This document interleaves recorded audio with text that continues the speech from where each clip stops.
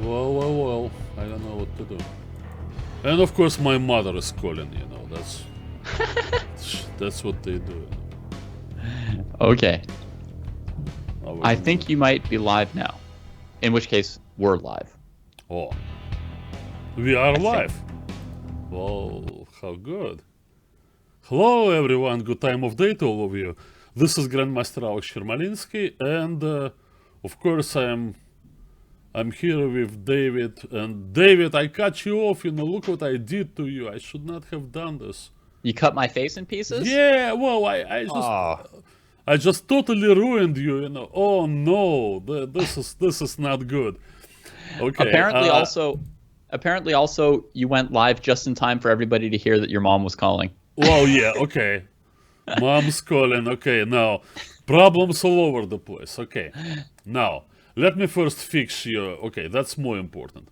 Actually, think my mom is here too. Actually. Well, yeah. Well, actually, yeah. I don't want to go on record saying that my mom's call was not important, and I promise. I really promise that I will call her as soon as the broadcast is over. Okay. Okay. No, but we got work to do. Yeah, we got work to do. That's And right. so do the teams, the 5 teams contending for first place in the Pacific Division. That's right. Amazing luck jam at the top. Yeah. Now, some of hard you this guys week. may think, why watch now? Because all the playoff spots have been determined. Not, no, well, that's so, of course. We can show you current standings there.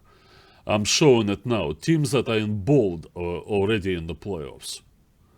Now, so you have 5 of them with identical score of 5 wins and 1 loss. So something's gonna give today. Yeah. And what happens for anyone who doesn't know this is that in the first round of the playoffs, teams 3, 4, 5, and 6 play, and teams 1 and 2 from the division get a first round bye in the playoffs. So right. work hard this week, don't work at all next week. And every team, I think, among these top 6 teams in the Pacific Division is pretty strong and has a chance against any of the other teams. So to be able to skip around is probably a really, really huge advantage. Entirely possible, Well, there's so many, names here, and it's time to get back to the chessboard. Alrighty. So what we have here, that's so that's I assume Kesav. Well, Kesav Viswanatha. Yeah, yes, but I thought he was playing for the mechanics. He's playing for the Hackers this year. He's playing. He's been on the mechanics in past years. Yeah. Yeah, that's right. My bad. Now that there are 2 Bay Area teams, we've lost a lot of our players. Yeah, that's right. Friendly competition. Okay, so now, the Caltrain series will not happen this year because San Francisco didn't make the playoffs. But no, it seems like they got the better will, of our and then players. you guys will have it all. Your Caltrain series. Yeah. Plus, right now, yeah. Plus, they hired Mamedyarov as a free agent, and he's the number 3 rated rapid player in the world. So that's definitely helped them. Yeah, that's true. So I guess all the money now is in kind of on the south side, right? Mm-hmm. I mean, what's going on over there? I know they have all the famous Silicon Valley giants, like the captains of industry, but I mean San Francisco, you guys have such tradition, I know you're an East Bay guy, maybe you don't really care, but I don't know. I mean, I like the fact that we played as a team for 10 years in the U.S. Chess League. So yeah, and the mechanics was always one of the best teams. Well, it started when I was still there. I remember I never played, but I commentated on the games. Well, but you watched and commented. Setting up 4 boards, and we have a person running, from the main room where the computers were to that smaller room where I had the boards set up, and I had quite a few people watching. But anyway, it was back then, and now what do we have? We have Alaskarov with white against Wesley So. All right, starting off with Wesley So. Yep. Well, Wesley, obviously Wesley hasn't lost a game He hasn't lost a game anywhere, right? In a long, long time. In a long time, like not Yeah. only in the Pro League, anywhere else. Yeah, nowhere. Long I think streak it's he been has like got. 7 months since he lost. Something like this. I think he lost to Magnus Carlsen last That's summer in Bilbao. I think that's it the was the last game I last one. remember him losing was Bilbao, the Yeah. Berlin defense with D3 and Bishop takes C6.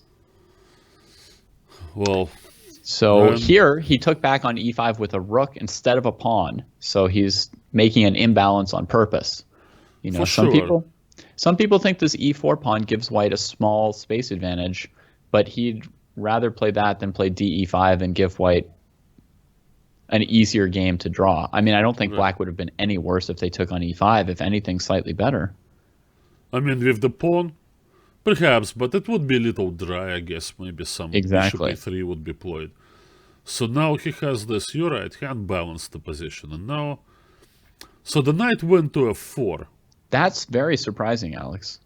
Yeah, that's interesting. But then again, well, you think that should be c4 and then knight back to c3? Or I Right. don't know, And maybe white doesn't need c4.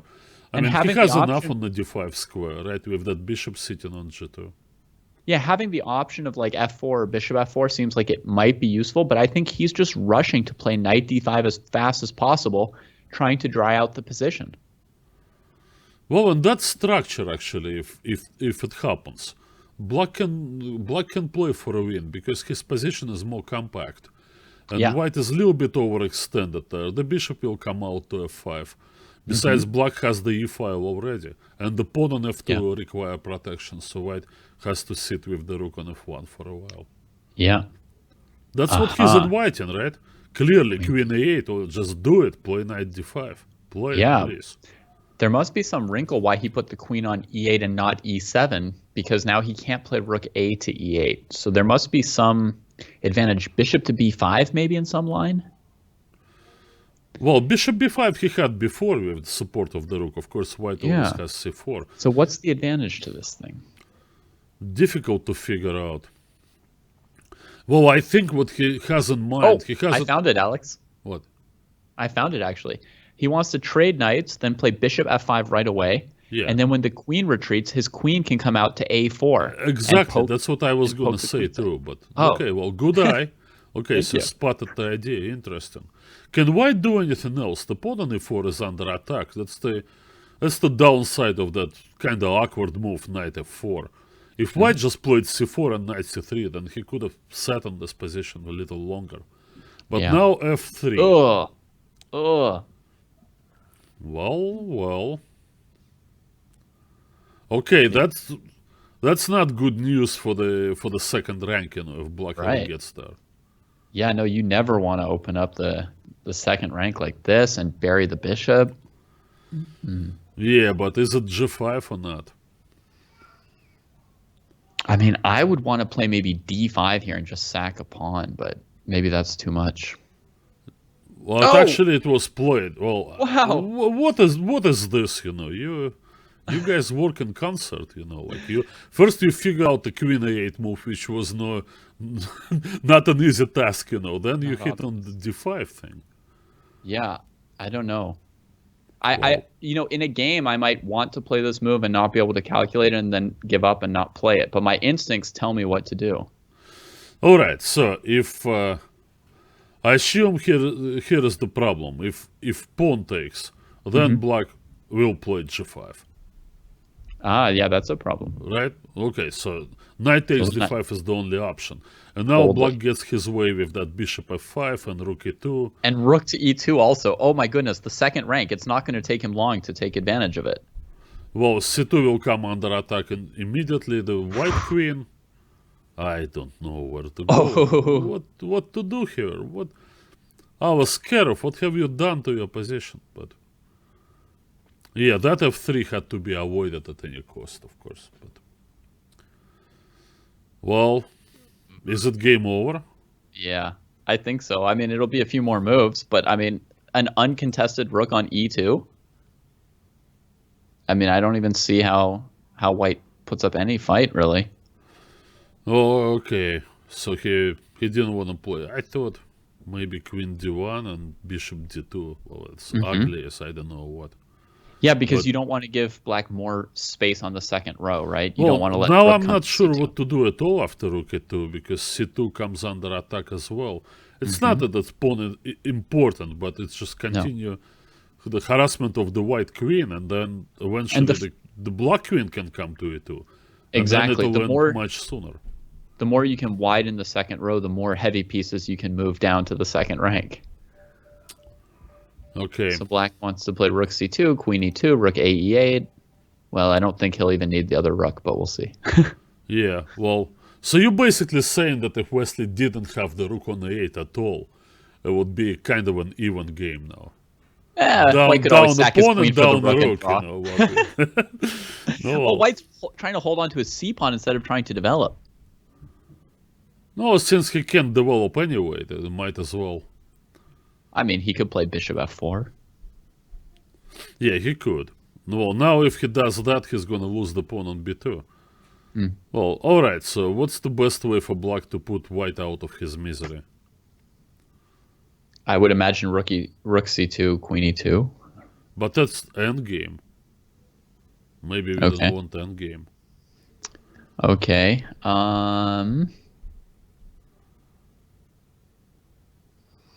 And white is almost out of moves, but...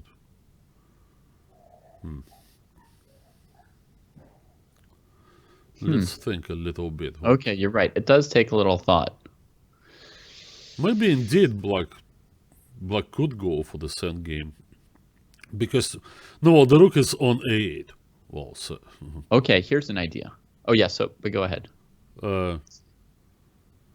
I wanted to play rook d8, but I thought white would play bishop g5. Okay, so what I thought of was bishop d7 to b5, and then when the white queen moves, you play rook g2, king g2, queen e2. Okay, so bishop back. Mm-hmm. So he might play a4, just to keep everything in place. Well, yeah, it's not like it's a great position that he has. No, you're right. That stops it. He'll probably play a4, just to read and react kind of thing, because bishop b5 is clearly... Yeah, that's true. I'm thinking that maybe rook d8. No, well, this move bishop g5. You can play anything in reply to it. Well, the purpose of rook d8 was to play maybe c6 and then bishop d3. Yeah. Just on general also... grounds, rook d8. But Wesley is spending time. I think he just enjoys his position. Maybe. Oh, yeah. I love spending time in positions like this, Alex. That's it's my favorite thing, to sit somewhere like this and look at all the great things I could do. Yeah, like a greedy man counting his gold in a cartoon. True. Okay, more ideas. a4 to continue with rook a5. Or to play bishop d7. Oh, yeah, or bring back your bishop d7. So a5, a4. It's cold, right? Yeah. And just... No, right, if this happens, that, like it or not, white really has to go bishop f4. Forget the b2 pawn. Well, at least white will intercept the e file then. Mm-hmm. So bishop f4 has to be played next. Yeah. Maybe h6 is a good move too, so that if they play bishop f4, you just play g5 and then bishop back to c1. Well, yeah, there is this little thing, okay? Suppose that black plays a random move, maybe h6. Mm-hmm. Bishop f4, then g5. Okay, I'll try to put some arrows here. And then, okay, you don't care anymore, so you take on c7, right? Yeah. I guess so. And I wonder, is there any way to punish that? Well, obviously the white queen will leave the e2 square, but no, bishop d7 was played once again.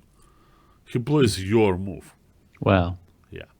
We had time to list a few candidate moves here. That's true. What's interesting is what he'll do after a4, because that we haven't predicted yet.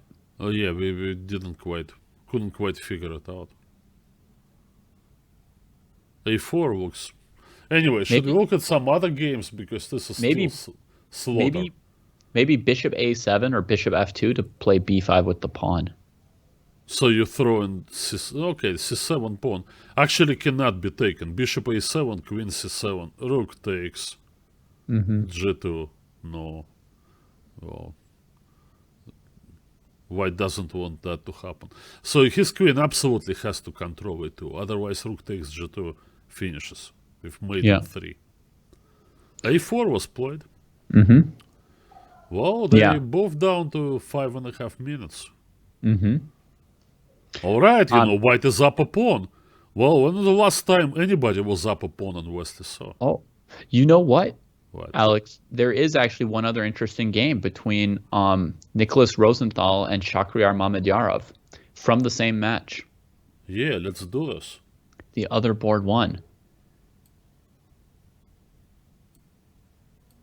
Yeah, Rosenthal is... Look at this, he's down material, but does he even care? No, I mean, he should lose this, right? Down a piece. Probably. Yeah. Wow, there's no way. At first, I assumed that Mamedyarov didn't have the rook on b8. I thought it was an exchange stack from him and a kingside attack. That's why I thought compensation it was for the exchange and maybe some attack. But in fact, black has an extra piece and a compensation for it. Yeah, with the rook on b8, the position's less interesting than I thought. Yeah, I don't think we should be following that game too much. My bad. Well, some other interesting games, like this. So Dennis Boros, a player who, I mean, he was always part of Webster team, so he plays for them, right? Obviously, he's for Webster team, and he has the white pieces against Stukopin, who's one of the top guys on the Ospreys, and looks like that e-pawn is so dangerous. Can Stukopin save himself?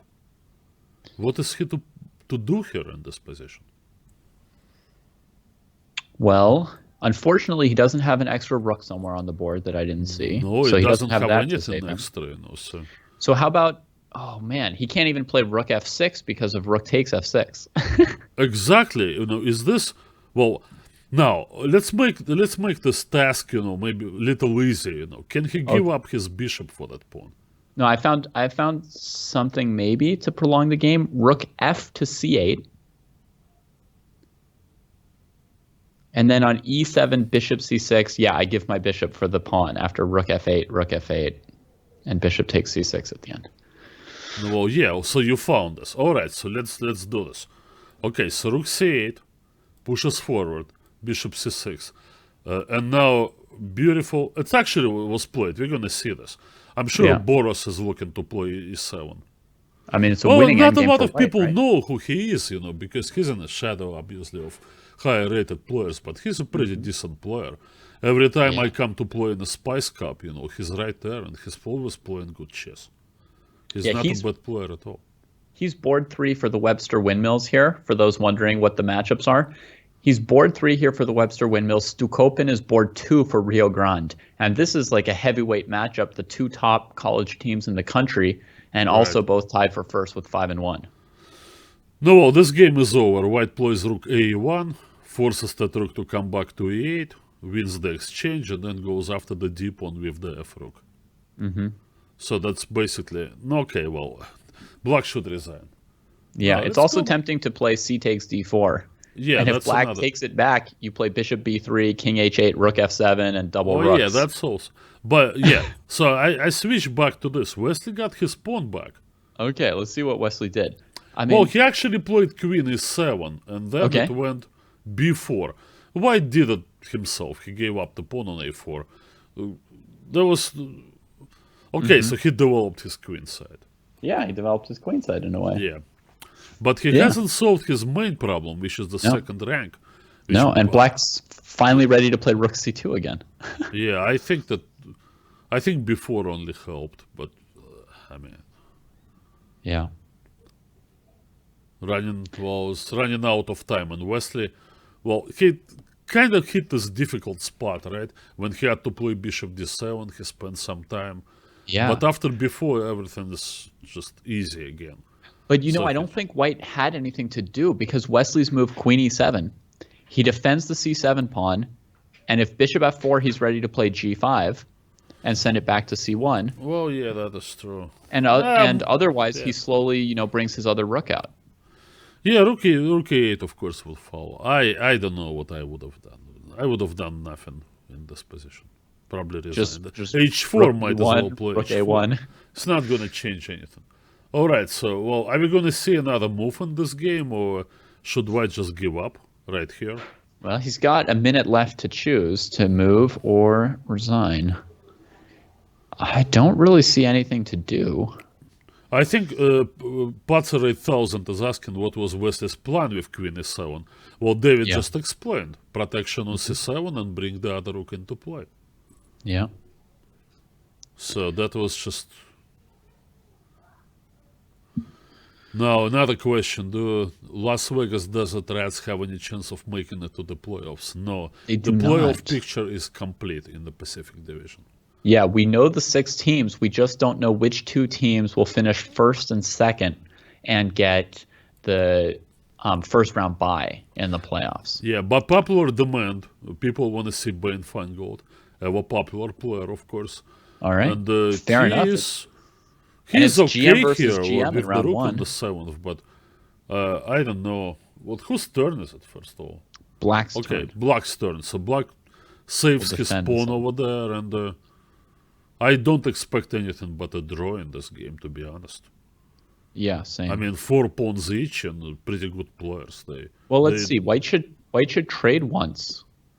And black can't take with the king because of rook b7 check. Yeah, this would not be. Then we play rook b5, try to force the black rook to c7. And then can we get the white king to d5? No. Maybe. Well, the kings will come. The white to e4 and the black king to e6. And then rook a5. Yeah, then he'll try some rook. Well, white has some advantage here. A little advantage when you get more active, right? Right. I'm thinking that at some moment, because of the split pawns on the king's side, black should go with the king maybe for counterattack. Yeah. But it's not so easy to do. Like, for example, right now, what do you play? Rook a6 I have no check idea. is next. Yeah, I'm not good at defending these things. I'm better at playing the winning side. Or, the better side. Well, I don't know. What would I... Well... I'm actually kind of baffled here. I'm not quite sure. If I'm in black's shoes, I'm pretty worried. Because if you just sit there playing normal moves and stay passive, white will eventually get you. He'll just keep improving. Well, he went away and with the king, so I assume the idea is to meet king d5 with rook d7 check, and then this counterattack. But Feingold is absolutely right, so he's trying to improve his position. And he's even willing to go back with the king for now. Maybe he also wants h4. I think on rook c7, he'll still have to go forward. You think he had to go forward, king d5? Yeah. Probably, yeah. No, that would be most logical, indeed. He didn't want to allow rook e3, but I think he has to go back king e4. I think his pawns are... He's way ahead on the clock. I think his pawns were best on f3 and h4, but I think the idea is like when you're facing a rook, you don't want to line all your pawns up on the same row. So that's why he moves one of them up. Okay, that's the counterattack, we... Yeah. And this is why I prefer f3 and h4, so that you're further from the king with your pawns. Well, still he has h3, and he can even protect it from the third rank. Now, we need a high-quality move here, right? And that shouldn't be c5. No? What's wrong with c5? No, because you allow checks from behind. I think it's time to put the rook on d5. I would say rook d5 1-0 immediately. Because you drive the pawn to c7 and threaten rook c5. He kind of went for this slightly pointless a-pawn here. Well, absolutely unnecessary. That's what people start going wrong, that rook a7. You gotta go rook d5. Forget about everything else. And just drive that pawn to c7. Yeah, you try and win with the c-pawn. The number of pawns doesn't matter so much. Your c-pawn has to outrace black's kingside counterplay. And the king has to has to be sheltered from those checks, because this is how people defend rook endgames. They simply give checks to drive your king away from support of your passed pawn. And that's exactly what's happening now. I think it may be a draw now, or at least black's chances seem decent for holding this. Well, the thing is, he probably has to give another check. That's what I would do. And try to return with the king to d5. And that's what he's doing. And trying to stop the checks with... Okay, so he has the... Now, under normal circumstances, if nothing happens here, then white should probably win the game. But he could try, for example, this move now, rook a4. See what black does. If he comes king h3, then after rook c4, white will win with check. Huh? Good move, rook a4. King h3 is a mistake, I would say.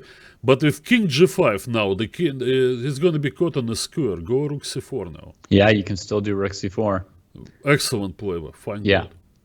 But Chirilla saw that. He didn't need even 1 second to see it.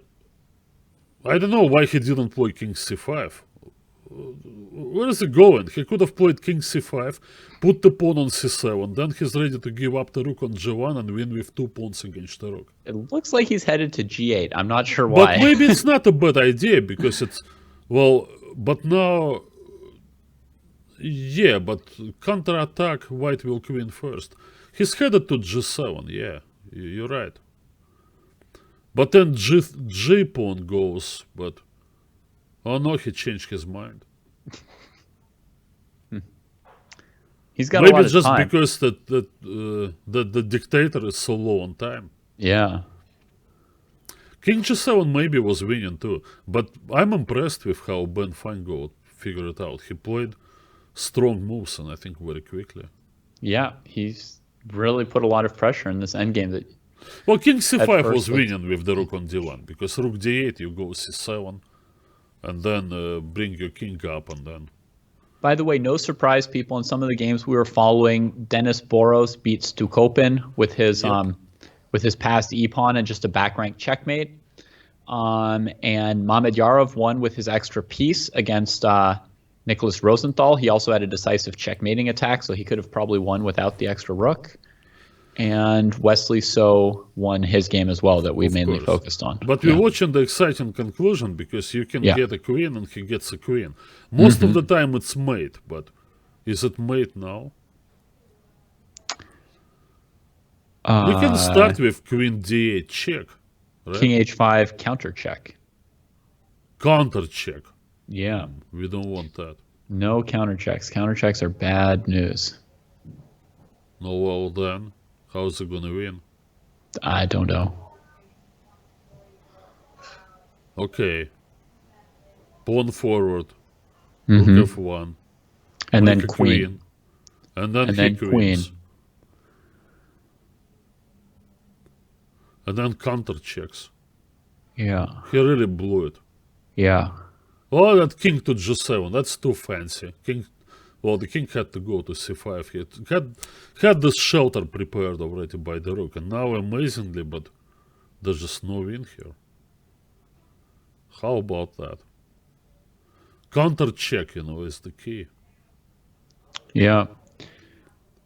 Actually, if he'd left his rook... If he'd left his rook on the 4th rank, he would have the move queen h3 winning after they both queen. Just keeping the black king from playing counter checks. Seriously? But it's queen a7 check. How is it winning? Queen a7 is black who will mate. Oh, queen a7. Yeah, there's still another square. There was one square on the board. You square had left. almost all of them covered. I almost did it. Yeah, you almost did it, but no, that just came a little bit short. Maybe queen a6 would have been the winning move. Oh boy. Now we get a longer game, though. So there's some well, people this who one like is that. going to go distance, because yeah, what white is going to do, he's going to centralize his queen and push that pawn forward to a4. Now, queen d4 check. That's fine. Oh, but there is queen f4 in reply. Uh-huh. Oh. Queen f4 is the right move. Centralize your queen. Yeah, I wonder That's a if mistake. Cyril's going to find that. Now it's trouble after a4. Yeah. I mean, the thing is, he had to play queen check before playing a4 because otherwise queen a1 would have won his a pawn like this, right? So he kind of had to try for this. Okay, checks ran out for one Yeah. moment. They will always run out. But the black king actually is in the drawing zone. That's exactly where the king needs to be. Now, Yeah. king h2 was more... Okay, blundered the pawn. No, well, Oops. now it's a draw. Draw. Okay. All right. That was interesting. Yeah, very interesting In the endgame. meantime, Akobian won. Yep. And so, what do we have now in our results? So I think we're going to have a 2.5, 1.5 lead for St. Louis after one round. This is an interesting endgame. Yeah. I mean, I'm every half following point. Nizhnik with the black pieces, but it's probably drawish because of opposite cover bishops. But Felix is trying. Mm-hmm. But I don't know if he's going to succeed. There's just so little in this position. Probably not enough. Yeah, with the opposite colored bishops to help draw as well. Yeah. And this Okay. move is good, yeah. If the No. knight took, then bishop c1. Speaking for of example. endgames, we always have to look at Alexei Dreyev. Mm-hmm. But Yeah. he's not better here. Not better against the board 4? Against, well, the board 4 is Dreyev is playing Luke Harmon. This is amazing. Yeah, I noticed this in the lineups that Well, if anything, I prefer white in this position because his king is attacking the b5 pawn. Yep. Yeah, white's better. White's better. Yeah, I noticed in the pairings that Dallas has like one of the best board 4s like of any lineup ever, right? I mean 2450 plus IM on board 4. I don't know how they managed to do this. What's the restriction for the average rating? It's 2500. 2500. And their first board this week is Ruifeng Li, who's 2550. Oh yeah, which is obviously, in about my opinion, 100 better points than that. underrated, obviously. Yeah. Rufeng is like clearly much stronger than that. Yeah. And So Luke's that doing, allows look them... at this, what he's doing to Dreyev, that Oh my it's goodness. just there's nothing to do. No, all right, this and then the Knight a-pawn. C5. The a-pawn Oh is my- impossible to stop almost. A5, A6. It's over. I mean, I think it's totally over. Black has no trace of counterplay in this position. yeah. If you just saw the position without which side was which, you would guess that Dreyev was white. Oh yeah. No, well, since another pawn was offered, then why It's like, not? yeah, I could win with the A5 pawn or the B5 pawn. Even more effective because he has a threat of c4 followed by rook d5. That's going to Yeah. happen pretty soon. So the black knight has to go somewhere, and there's really nowhere to go. Yep. B6, B6. 1-0. That's pretty How correct, huh? about that, eh? Okay, Oy, I'll have oy, some oy. apple cider to that. Cheers. Cheers, Luke. Excellent point. Excellent. All right. Okay. Nice. So back to Nizhnik's endgame, maybe? Nizhnik's endgame. All right, so white gained the pawn White through his efforts. That's nicely done. And he's still trying, Well, black is bringing the bishop to protect everything. Mm-hmm. And he can just Makes shuffle his knight back and forth. So there is Yeah. no clear progress visible in this position. Yeah, no, I don't see the progress now. Well, knight h2, knight g4 check and go around. Now, this was a risky move, knight c5. Yeah. Oh, risky, aren't we? He didn't go knight b6. I liked the idea of king g7 followed by knight f6 checkmate. Whoa. No, that's a strange situation. Now he wants to bring his king back. Okay, I don't that's see knight four would c4 be is good totally here. legal. He controls e5. No activity for the black king. Now king back to f3, and now knight a5, knight c6. Quick. That's all. Got you it. Very nice, Alex. I was busy trying to calculate e5 check, but this is very, It's very probably simple. unnecessary, right? Because Yeah, everything completely. is in place, and he wins that bishop, and nothing's happening there. Well, this is E5 a huge check. upset. Okay, your E5 check was appropriate in the previous. No. Okay, that was unexpected. Uh-oh. That was unexpected. Uh-oh. It wasn't as clear as we thought it was. Well, it was unexpected. There goes the upset. Well, yeah, there Wow. goes this big upset. All right, now this is the thing. Look at this position. Okay. Yeah. Well, you only need one guess here. You don't need three guesses. What's the best move for white? Which Bishop on position f4. am I looking at? Okay. After he played bishop f4, instead of queen and the pawn, b8. I have it on the Okay. board, but no. I see it now. Yeah. E5 check there. Yep. E5 check. Okay. You recommended it a few moves before, but now Yeah. this was the appropriate moment to do this. They were blitzing it out, but that was a pretty good moment for it. Yeah. Yep. A very right. good move there also would have been h4, h5. I mean, that's going to stretch black's defenses. There's a Well, lot of good maybe moves there. d2 in reply would make things. I don't know. Anyway, but Yeah, you're right. you can take on g5 if check. But well, all right. Now, this is the battle. Mamedyarov with white against Ben Feingold. Okay, here it comes. Yeah, of course. That's what we've been waiting for. And But we we've got shouldn't forget about Wesley, So. who's going starting- against the free agent Kesav, who somehow bolted for San Jose. Playing the A3 Queen's Indian that has been provided half of the decisive results in the Sharjah Grand Prix almost. Well, who played that? I didn't notice. I looked at some games. Li Chao and Mamedyarov both beat Tomaszewski in this line. Oh, yeah. Yeah. So yeah, that means that I kind of forgot, Actually, that's a funny thing, Alex, because it means that Wesley So is kind of showing that he's been watching Mamedyarov's games at Sharjah. There were some other players who played this line, like Garry Kasparov. Yep. So queen c7, it's one of the moves. The other one is queen c8 to insist on bishop a6. But queen c7 and knight d7 is also okay because white doesn't get to put the bishop out to f4. No, decision time, bishop could go to e3 or b2. No. Rook d1 is probably useful anyway. Now, black usually in this position plays rook e8, not rook d8. You put that rook against the white queen. That's more effective way of stopping d5. Because now Stopping d5 d5. ideas, are possible. I mean, I'm not sure it's The the other right thing that way. white can do is play e5 at some point to open the diagonal. Yeah, well, In yeah, any that's case, a different I feel like plan, of h4 course. here. I feel like h4. That's my feeling. h4 is possible. Come on, Wesley, say we're connected. Nope. Never would have put my bishop there. He wants to play d5. Now, the rook, move the rook to e8 from d8. Clearly, with the bishop on d2, they always play for d5. With the bishop on c1, that's e5, more likely.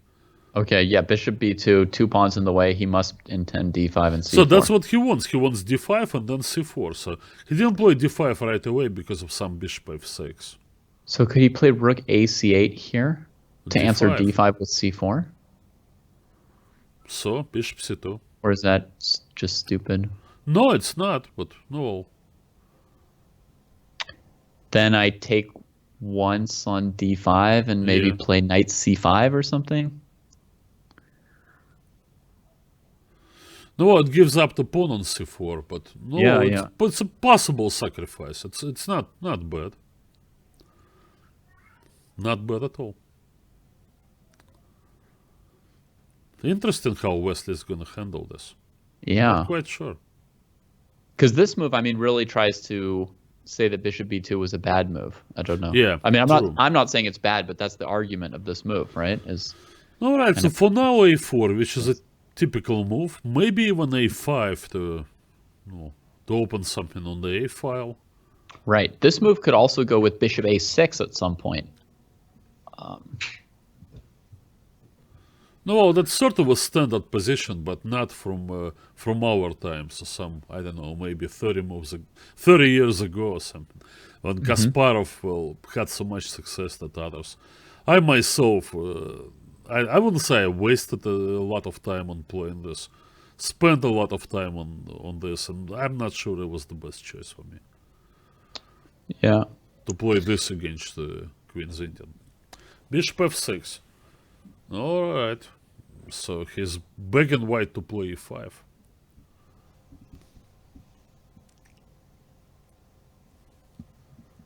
All right, so back to... Oh, okay, what's going on here? Yeah. King on g8, well, the king Wow. just walked. And Mamedyarov just traded on f4, letting out the dark squared bishop. That kind of surprised me. Oh, well, I mean, I guess he figured there were too many knights over there hanging over his king's position. Mm-hmm. I don't know. So it's an interesting decision, but, well, f3. How about that, eh? That's your classic pawn sacrifice. That's really something. Was it really necessary? But I mean, clearly White's plan was to play bishop g4, maybe after some preparation. Queen e2. But I don't think that was so bad, with the dark square bishop. That No, f3 move surprised me.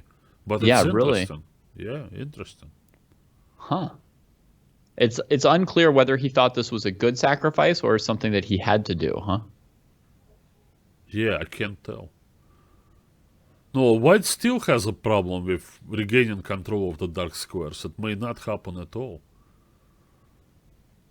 Yeah, it looks pretty unlikely to ever get control of the dark squares again. I think, yeah, I mean, he's just continuing with the plan he had before, right? Yeah, that Trade bishop g4 move. bring a rook was to always... b7 at some point. Well, yeah, but the knight's in the way, so... Well, he could even play knight takes a7 if things go well. Like about now, I Like don't know right if now? he should give up that... I don't know if he should give up that pawn on g4. No, that would be some counterplay, but I don't know. But And what what to about do with this f4 pawn? here? The move f3 looks so ugly, I just But what can't about bring f4, myself... Alex? f4. The direct move. Just calculate it and tell us if it's good or bad. f4 is probably good. Okay. And he plays it. All right. So it That's- happened, right? We that's thought the that easier White thing would to- never... That's the easier thing to calculate first. Just if this is good, then it's definitely what you want to play. You don't want to you want to regain control of dark squares if you ever get a chance. I mean, normally you don't, but All right, so what to do? Bishop d4 check. yeah. Trades and plays g5, I think. Knight takes, pawn takes, g5. All right, then a6 is a better choice. Okay. Oh, he played a6. Yeah, I see. So now takes on e5, takes the knight. And that may buy black some time to capture that Yeah. pawn g4.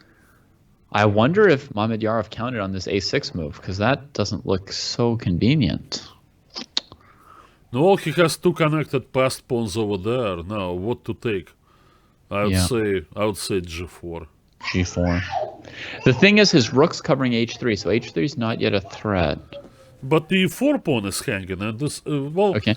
he will push the b pawn forward. I think he's just going to play b7. Yeah. b6 and b7. Ignore yeah. all the pawns. Well, c4. Oh, more complications. This one's messy. I'm glad we're seeing this. Oh yeah. By the way, Wesley, despite having the bishop on b2, played e5 and queen h5, going for a checkmate attack. He somehow managed to get his knight around to e4. That's helpful. In this situation, is the pawn on d4 like totally taboo because of some knight f6 check? Is that a threat? Maybe. Or knight to d6, maybe? Oh, the bishop can take and make room. Oh, well, I don't know about... Okay, h6 was played. Now, this is asking for it. Bishop c1. Or knight f6 anyway. Yeah, knight f6 can be... Now, the problem with bishop c1 is that he takes d4, and now he wants to take e5 after that. So like bishop c1, cd4, bishop takes CD4, no looking. h6, and then queen comes to e5. So Queen e5, yeah, and then he can't take your bishop sack, but he can cover his king pretty quickly. right. So white is Yeah. not exactly comfortable yet putting this game No. away. No, he cannot relax just yet. No. The center is under attack. Well, folks, if you want to test your own attacking skills, you can play Guess the Move on this Wesley So game and see if you would find a checkmating attack here. Yeah, which Could be pretty we fun. cannot find, by the way. So our skills will not. Yeah, we don't not see it enough. yet. No, so. well, I don't see it. Well, I kind of see knight f6 check, but no, well, it's just check. He may just Yeah. play king f8, right? But maybe then you go this bishop c1. Maybe it's going to be a little speedier. High class. On the other hand, you know, knight f6, maybe you can take with the pawn, strangely. Is there a mate? Actually, Queen Alex, h6 I think... and f5? Oh, I was going to say, I think maybe g4, g5 might be an attacking plan. Yeah, but well, think about if that knight ever gets to f3 with the bishop on I b7. know. Then I saw the bishop on b7, and I hesitated to even say it out loud. All right, deeper idea. Let's pull the bishop back. Or blunder. Bishop b1. I blundered the pawn on e5. No. You don't listen to me today. Okay. Bishop b1. I thought, you know, but bishop c2 I'm not happy with because the bishop is loose on c2. It will come under attack after the c file opens. Wesley is thinking. Yeah. Wesley is thinking. Where's the win? Okay, well, maybe some other games we can also find. Okay. I need to refresh. Okay, well, we could flip back and forth to Mamedyarov's game. Yeah, but I Game's need to pretty refresh, interesting. you know. I think I got Okay. a little stuck over there. Rook a c1 was played and queen b8. Now, let me try to get more games. Sorry about the board that shifted, but once I get more games back, you know, it should return. And it's... Okay. Oh, look at this. Look at this. What do you want me to look at? Oh, well, I mean, Mamedyarov fine gold. Okay, yes. Well, I'm this happy is... to look at that. This is a terrible mess. Look at that rook on g3. Black is about to go... No, I Yeah. don't know. Queen f2 is not a winning move, but... Honestly, it's such a mess. It really makes me continue to wonder if Mamedyarov saw a6 coming or not when he played f4. Well, still, you said first we play f4, you know, and then we... I said first we calculate it. Okay. I didn't promise it would be good or anything. All right. In the meantime, Feingold is thinking now, so he has interesting options. Starting with the move rook a8 takes a3 Right? to, oh well, Adding the idea of rook to h3 check to his rook to arsenal, h3 as well as check, pawn rook- to h3. rook I mean, g2, you know, some either pretty strong. I don't know really what stops him from doing this. Maybe, I'm not even sure. Maybe there is no win for black if white just goes queen a8 and queen takes f7. Because rook h3, well, and then what? The king goes back from... Yeah.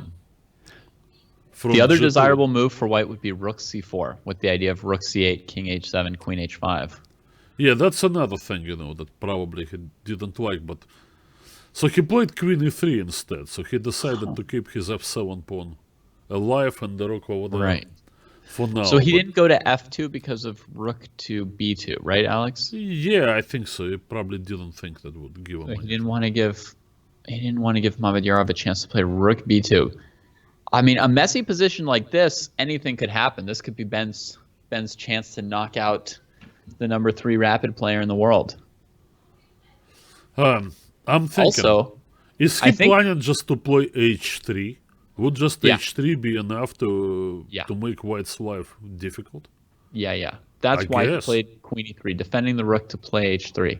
Right. So b6, h3, b7, pawn takes g2, king h2, rook h3, king g2, or maybe queen f3. g1 queen, Checkmate. you know, is effective because we get... Oh, that's even faster. Yeah, and queen takes on g1 with mate. One move faster. So h3 will create a threat of mate in 3. Yeah, so there's It's going no to be time pretty for the hard b to pawn. stop. I guess no time for b6, no time for d6, no time for rook c4. Oh, no, he can return with the rook to g1, right, and reply to h3. Would that hold? Sure doesn't look like it, but maybe. Huh. Indeed, it may not hold. King h2. All right, he found the move to directly stop the threat. Nice. I'm impressed. That's a good one. I'm not impressed. You're not impressed. Okay. I'm not It takes a lot impressed. to impress you. Well, maybe I'm impressed now. I thought rook g5 was winning, but now I can see rook e1 in reply. I thought rook g5 and h3 was basically game. But now in reply to rook g5, I saw rook e1. And I'm I not think sure. the move rook a3 might win here, Alex. Rook a3 with the idea of taking on g2 next move or playing rook h3 next move, but probably rook g2. Well, he did play rook there. So now there is no time for... I mean, rook c4 was supposed to be the counterplay, right? Yeah, but I mean, I'm But guessing where that is the rook mate? G2 Okay, rook c4. Now, mate. Rook g2, king g2, queen e2, King g1. king g1. And just rook g3. Yeah, only wins That's- the queen for 2 rooks. Well, yeah, but the mate's coming from f2. but the mates are still coming on the next Well, that's move what's after going to rook- happen. Rook g2 indeed. Oh my is- goodness, Ben Feingold's going to beat ShakhriyarMamedyarov? I think there's a forced win, after rook takes g2. I agree. Yeah. Now, well, should we find a better way and maybe play now rook h3 check, queen f2 and rook takes h3 mate? Yeah. I want to play rook h3 check, rook g3 See, I had a to feeling h3. rook h3 might also be a threat. Oh my goodness. That's No, it. well, it's That's- no longer a threat. It's now a distinct possibility because it's Yeah. black's turn. Yeah, it's mate in 3. We want to see rook h3 with mate and it's 4 moves. He gives up the queen on h2. Mate Ben- in 4, anyone. Rook h3. Ben Feingold. How about that, huh? Yeah. This Wow. must impact the way the match is going, right? Ben's playing well today. Really well He's today. playing extremely well. Too bad My he missed goodness. that win in the rook endgame. He played brilliant. Yeah. So is Ben gonna do this, like sit there for 6 minutes and For 6 15 minutes, seconds then play it really and then fast play the rook last h3 when seconds? he has like 1 second left? Like I saw it the whole time. I was just letting everybody sit here and watch me beat Rook Mamedyarov takes as long g2 as he possible. goes. Okay, this is not as quick, but it wins. Yeah. h3. Now that's something that I didn't expect. Yeah. This move works as well. I'd calculated this. But everything works. Yeah. He just plays this. It's queen Okay, f3, queen rook f3, e3, rook e2, rook queen e3, f1. rook e2, queen f1. Yeah. That's getting them together. Okay, that Ben's gonna Yeah. do this for sure. Rook e3. Oh my. It wasn't the goodness. quickest, but no, well, Oh my goodness. resigns. Okay, now I'm gonna run out of my apple cider if it continues like this. People play Yeah. brilliant chess. Now, Alex, I think this is a fair moment for us to just mention that Mamedyarov is playing from Sharjah. He doesn't have a rest day. And he had to get up and start playing at something like 6:30 a.m. according to what I heard. I didn't check the time zones, but No, I mean, we but the know it's rest a day, bad- he doesn't have a game to. No, well, I mean it's tomorrow here. It's Okay. already morning. They have a rest day. They have There a is rest no day there is no coming. chess Thursday. Well, yesterday he played and getting up at 6 a.m. to play this. So I think we need to. Well, okay, now we need to find a way to celebrate this. All right, so let's take our eyes away from chessboard. We'll come back and we'll look at all these exciting games. But I have something to show you. all right, Well, which was sent by Danny Ranch. okay, All right. we're gonna So- celebrate by Yep. screening With the for the 2017 first Pro time Chess League ever playoffs on approaching, air. I knew Chess.com Danny Wrench, and most of the world starring in, would be relying like, on me chess to predict the commercial. winner. Before filling out my bracket, I knew I would need to fine-tune my skills to make sure I could shake off the rust and put forth the kind of effort and provide the kind of insight that only an international chess master could.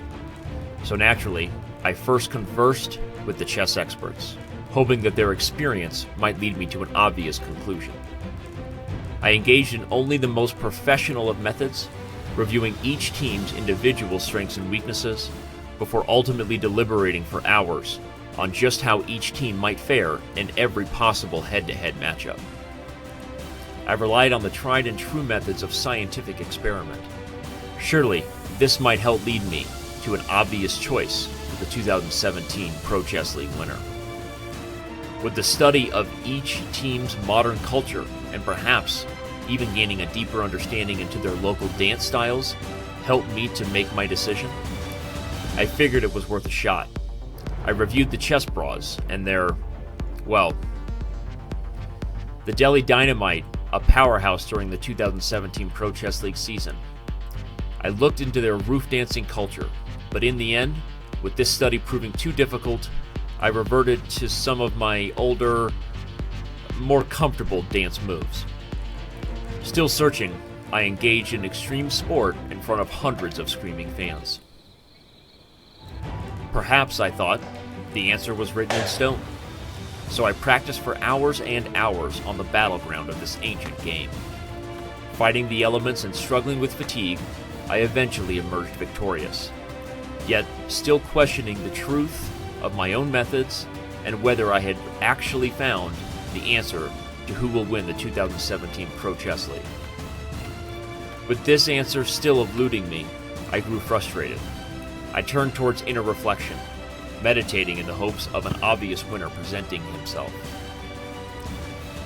Then I thought I might need to master my own mind the old-fashioned way, with extreme psychological focus.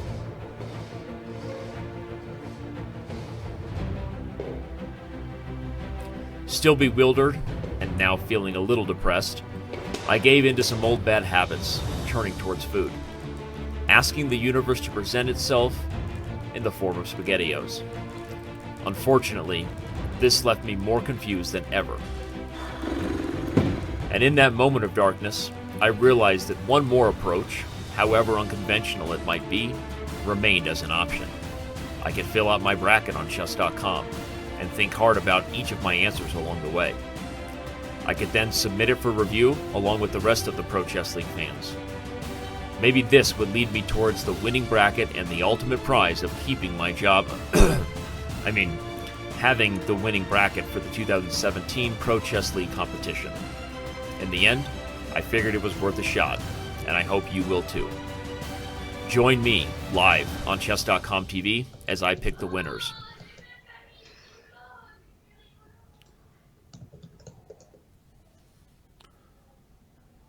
Well, I'm impressed. I think there was an excellent work, This is the best chess commercial. Simply because it was done by professionals, right? Yeah. Danny it's not like some random guys, some actors, And Danny looks better than any of these actors. I mean, he worries about his job. I think he has a career in Hollywood waiting for him. They got an actual professional actor to play Danny. That wasn't actually Danny. It's all professionals. Wow. Yeah. Okay. I think Wesley So might be losing too, not to downplay. Yeah, we return to this game. Okay. Well, I didn't know that, but anyway, you saw the commercial and that was very impressive. But Wesley is losing, but why? He's not maybe down winning. any pawns. Maybe winning, maybe losing. I don't know. All right, so what to play here for black?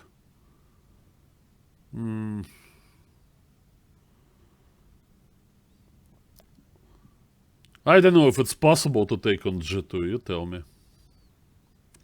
It is possible. You can take on G2 and white will not take back. They'll take on G5 probably with the queen or something. Oh, well, then this king is going to be open. Yeah. If you don't play bishop takes G2, then white should probably bring it home by just capturing on G5 and queen in the H-pawn. He's got the two bishops, and if not bishop G2, then what? The other danger is that F7 is hard to defend. So yeah, I guess he should probably go for bishop G2. He needs something.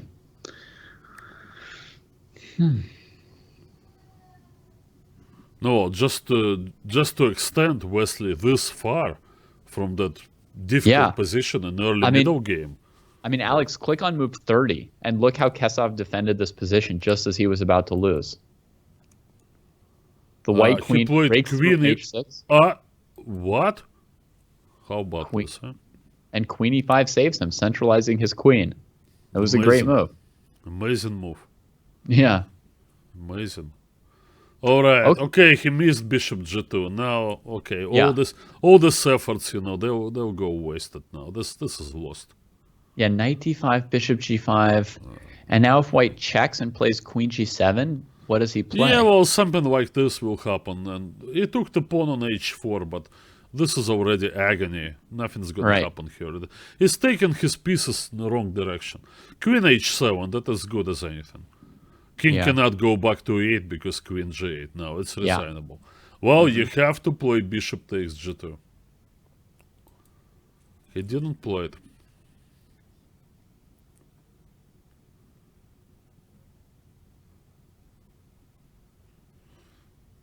Yeah, that's easy. Yeah, somebody's wondering about Kesov. Kesov is an IM. Kesov Viswanatha. Yep. Okay, now that's a typical Dreyev positional squeeze. Okay, we've seen this. Melik is going with white pieces against Luke, who's the hero of the previous round, Right. bringing down Dreyev himself. And what other games I should follow? Well, I need your recommendation there. Okay, let's see.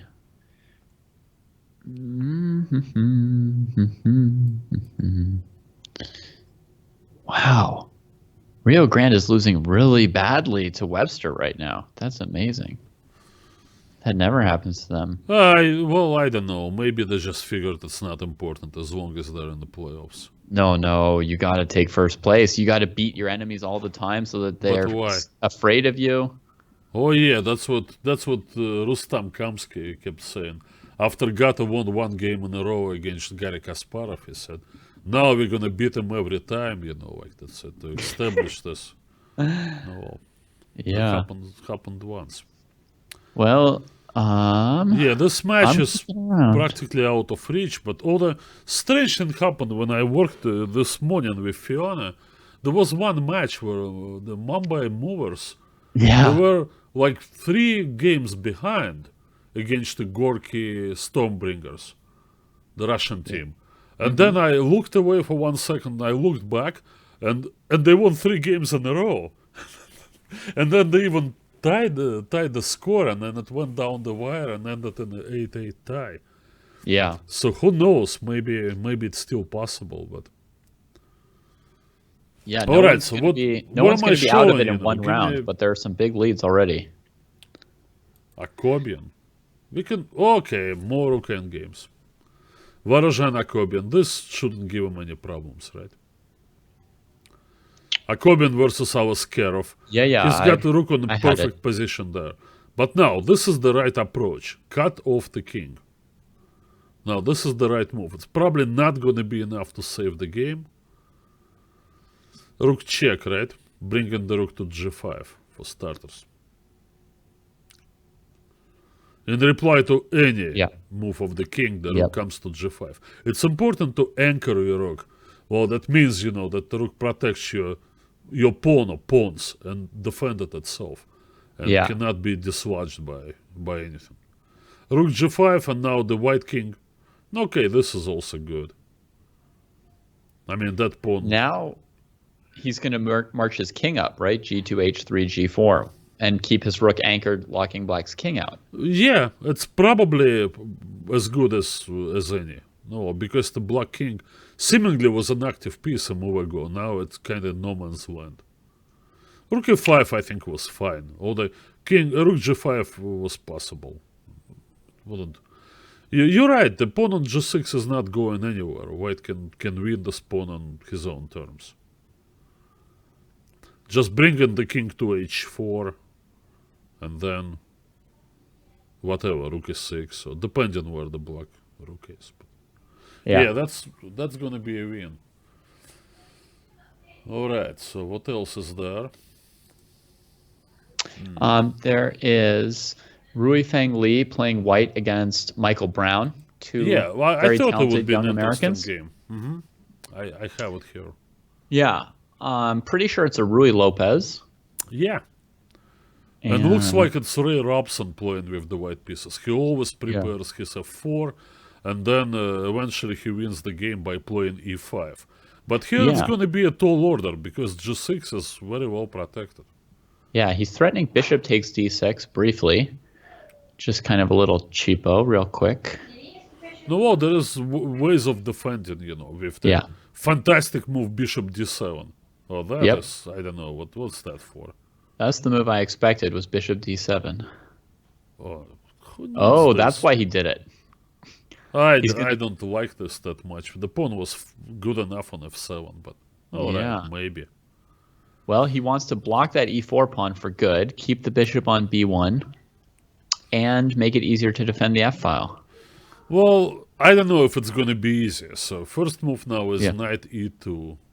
Knight and then e2. you return to e5, right? I think you might have to go hide on b2 now, because I don't think you can afford to trade pieces now. After knight e2, why? The queen protects the critical squares on the f-file, and white's minor pieces are out of commission. I was not going to take on e5. White can't just trade and play queen f6, attack your d6 pawn. Rook a7. Yeah, queen trade, rook f6. Rook f6.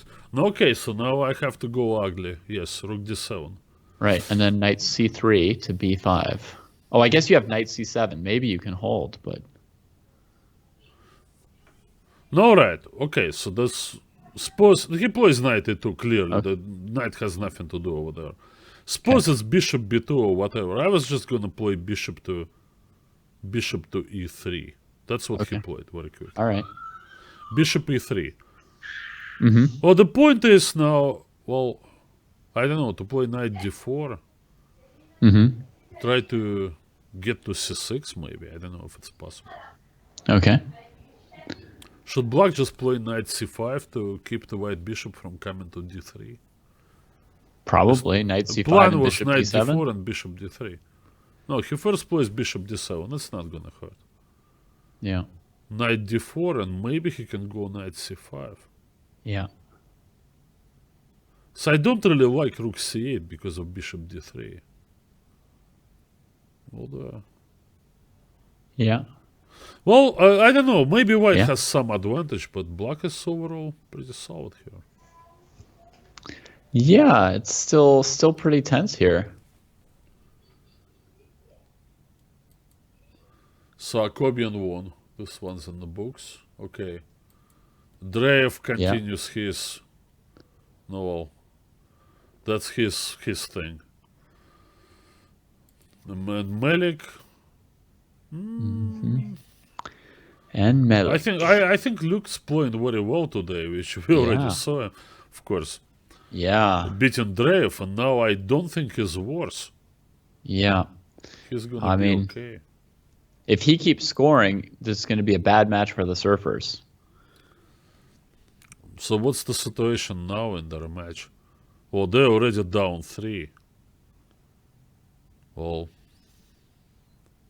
I guess Dallas, you mentioned this. They put a guy like this on board 4. I don't know how they managed to do this, but they look so strong.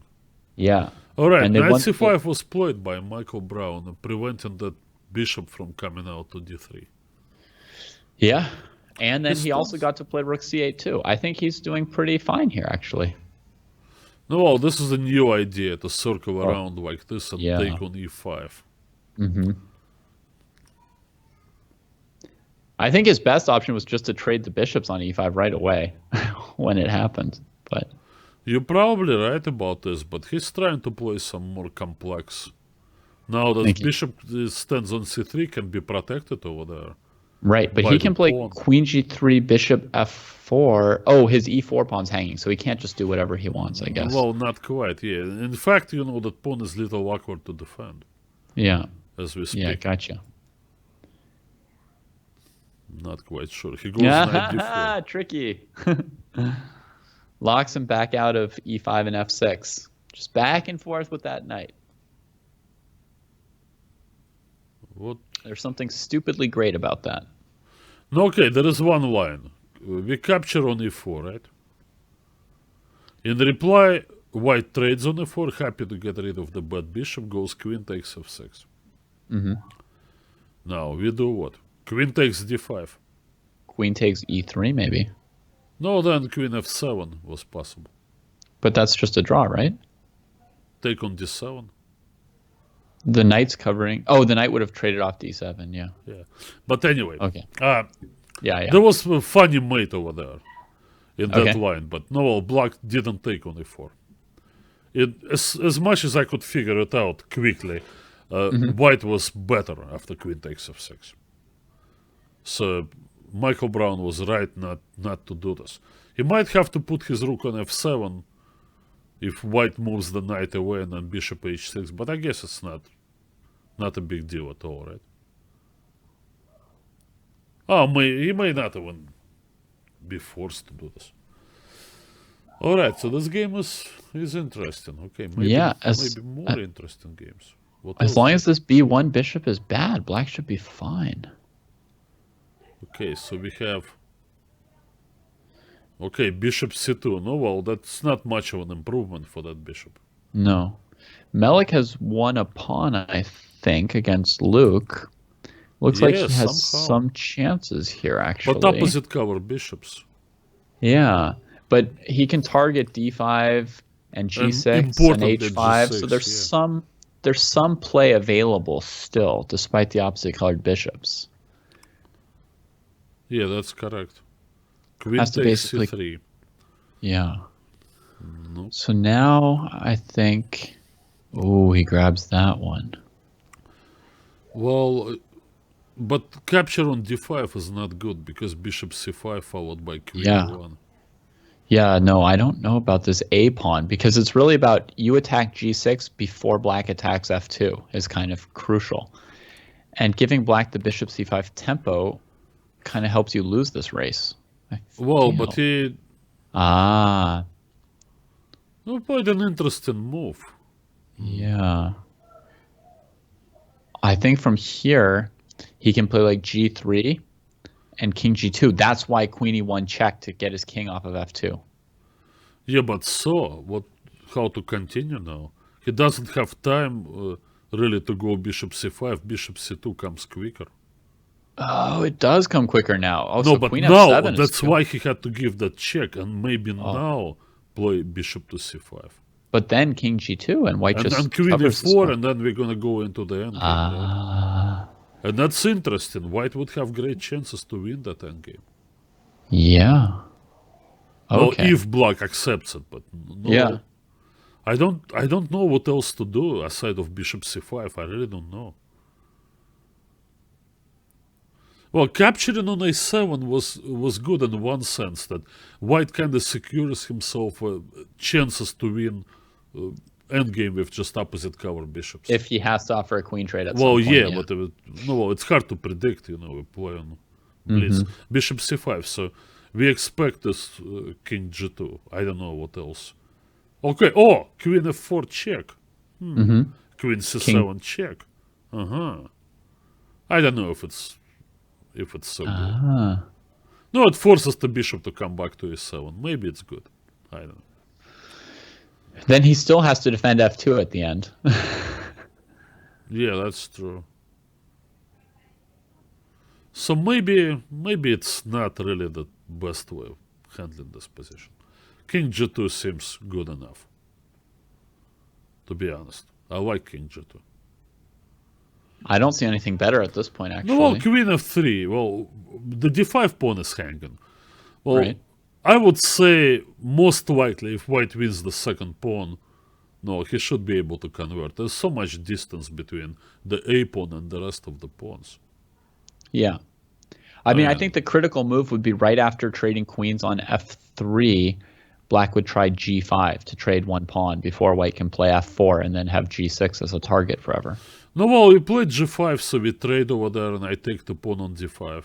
You Yeah. continue with h4, but theoretically Yeah. speaking, it's a win because there It's are a win at that point. 3 Okay. files and the a8 squares is off the right color. Then probably you you should have can't- just used this. Yeah, but I don't. This is unnecessary. What Melik is doing.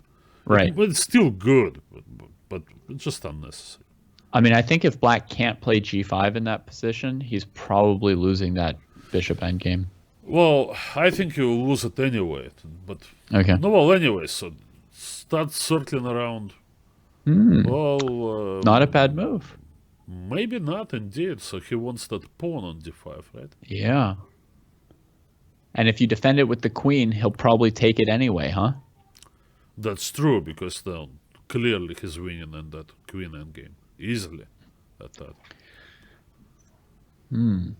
Okay, So- somebody says Yeah. that Michael Brown may have just won a pawn against Ruifeng Li, and indeed the position has opened up. So, Well, opposite cover bishops now, but the white king is potentially is in trouble. That black Ruifeng just black played has a rook lot F1. of pawns there. So Yeah, he's- objectively, with the white king so weak, black should have a big advantage. But now he opened the dark squares to his king. yeah, And- but the bishop, it's kind of hard to imagine white circling around and bringing queen to f6 and bishop to d4. Right. But for anybody who doesn't know, Ruifeng has saved, defended, drawn, and won positions like this before. So No, well, he is. he's going to squirm. No, of course, like that. I mean, I'm probably not the first guy to say this, but it's like young Gata Kamsky, I see it. All right, so in this position, well, so we're gonna bother looking back, we're just gonna go rook e2. Those checks, what do we care? We come with the king to e6. I don't know. Rook I think takes we g2. kind of I care. like don't rook like, e2. I don't like the move f5. The bishop on g4 doesn't have much movement now. No, but And he our had king rook as e2 well. with the threat of rook takes g2. I don't know why That this is a wasn't. threat. That does something with his bishop. No, right now the queen is... okay, so now let's see what to do here. So he needs to reestablish some kind of of the dark squares. Well, maybe That it's doesn't not. do it, does it? It's not gonna do this, but he's hoping to... When the white moves the queen somewhere to go h4 and h3. Uh-huh. But the queen returns. But the queen moved somewhere and didn't allow h4. Yep. Queen is 7, that's nice. Okay. But what if he trades and plays rook c5? I don't You think never know when pawns Ruifeng's really gonna matter, defend. Put the rook on the second and drive your pawn to h3. Okay. I think this should be a pretty good plan. Okay. So he doesn't want it. He wants to... Well, he's ahead on the clock, so he doesn't want to trade queens and help the opponent. Now rook e2. But now the queen enters, and this is it. He's gonna have to go back. No, he moves the king up. Whoa. No, well, he didn't want to give up everything. Rook Give up the e8, whole- rook d8? Oh, there's back rank mate. That's what he's playing. What, mate? If rook d8, Michael Brown has rook e1 check. That's why rook d8. No, doesn't yeah, just that's win. true. But in this position, maybe white can do other things. Yeah. But I'm not sure the white is winning. Well, we need to find a winning line here. Oh, but he's in the game. He's got queen a5, queen b7. Oh, He's yeah, got moves. and his amazing turnaround. No, well, that I agree with you. This whole strategy with f5 and h5.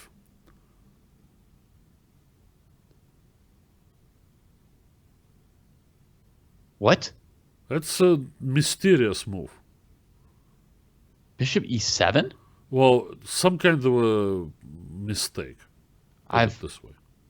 Wow. Well, I I was don't going to think say there is... Ruifeng got back into the game as usual, but then he seems to have lost the game. King f2 maybe would be a fun way to go after this. It's just bishop f1. It's kind of awkward, but... Okay, is he gonna... How's he gonna escape this checks? Where is he going exactly? I don't know. Stop this. Just nonsense. He has to play bishop to e2. No, well, finally. Yeah. See, the way to Okay, now attack no, the king, queen not with the h4. bishop. All right, so great win for Michael Brown, but it was really the move bishop e7.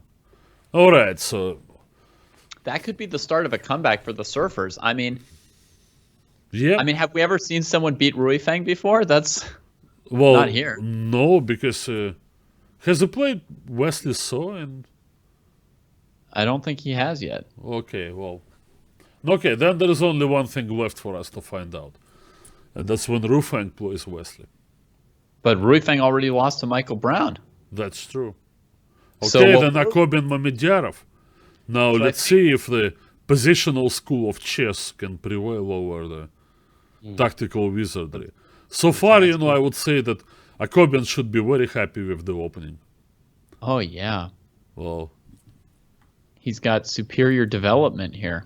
look at this opening line. And Mamedyarov played it before, but no, well, it just looks strange, right? Oh, it's his 2c5 defense C4, to the Queen's C5, Gambit. yeah, but I mean, white just gets some typical advantage. Oh my goodness, spotting white 2 tempi of knights being out. Well, and Akobian traded it for structural advantage, you know, true to his style, you know, that's a good approach. Look at his nice solid position there. Opposite cover bishops, but he has better pawn structure, and well, he will try. But black can hold now, probably. He plays bishop e6 because he wants to play knight d7, And then what? f6, king f7 to get his h8 rook out. No, well, the white rook will get to d6 pretty quickly. Yeah. And does the white bishop go to a3 to keep looking at the Probably, weak d6 square? probably just sit there on a3. I think. Yeah. Because it covers your b pawn at the same time. It's kind of nice. No, it's kind of redundant because the king's going to be on c2, I assume, anyway. Maybe he's thinking of putting the king on a2 and bishop on a3 to give the other rook the chance to go. But there is a problem with the a2 pawn, so that's what we kind of underestimating here. So white cannot freely move the knight away. Yeah. So he will have some advantage, but you're right, of course, b6 and king there. And I thought white should just double up on the d file for now. Yeah, And it seems like black will probably defend with his rooks on c8 and a7. So let's run it down. Bishop a3, its first move, f6, yeah. rook d1, king f7, rook d6, rook c8, other rook to d1, Rook a7. rook a7. It's all perfectly balanced, like a Yeah, now well-designed kind of full clock. stop. Now we can, I don't know what we do next. I really don't know. Yeah. Well, then you can freely move the knight because the bishop's covering the knight on instead d7. he It played can't bishop take your d6, but we will return to this. What about this one? Wesley opened the h file for the mate. All he needs to do is to play queen h2, h7 mate. But no queens were queen. traded. Unfortunate. Yeah, I played this line h4, and it's not quite solid, but I had some luck with that with white. H4 on move 5 in that English Grimfeld. Right. I actually learned it from Jesse Cry because he played it against me. I didn't know about this move. And Okay. I like it so much I started playing it with white. It's a refinement on the normal e4, knight takes e3, d c3, queen d1, king d1 that Jesse played before that.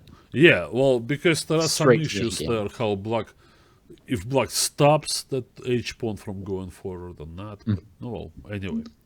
We had actually an interesting game. It was the US Championship 2010. It was drawn eventually. The advantage changed hands a couple of times in that. Okay. The complicated surfers mounted a big comeback in round 2, by the way, people. As you saw with Melik winning that opposite colored bishop position eventually against Luke Harmon Velati, and Rui Feng finally losing to Michael Brown, Q2 D5. Actually, So if it wasn't for Rio Grande, totally tanking today, we would have a very exciting day. yeah. What's I mean, up with Dallas won these that guys, first match. Are they 3.5, 1/2, and now it's only 4.5, 3.5. So San Diego scored 3-1 in the second round. Yep. They're coming back. So, what's going on here? Which one are you on now? I'm on the game Wesley So versus the Dictator. Okay. I'm thinking if capture on c5, well, it ruins the pawn structure, but on the other hand, a valuable bishop. Yeah. I'm not quite sure. Well, I like the idea of putting white's bishop on c4. If black plays e6, we'll trap the bishop on g4 and... So we're just gonna play bishop c4 now. Alright, nothing against that. Maybe. Yeah. Yeah, e6 is not a good idea, that bishop on g4.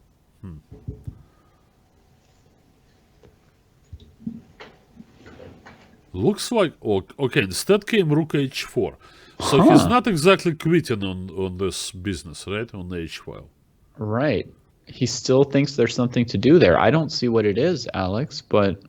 Well, it's bishop c4, rook h1, and bishop, I don't know, d4. I don't know, something. Maybe bishop d4 eventually?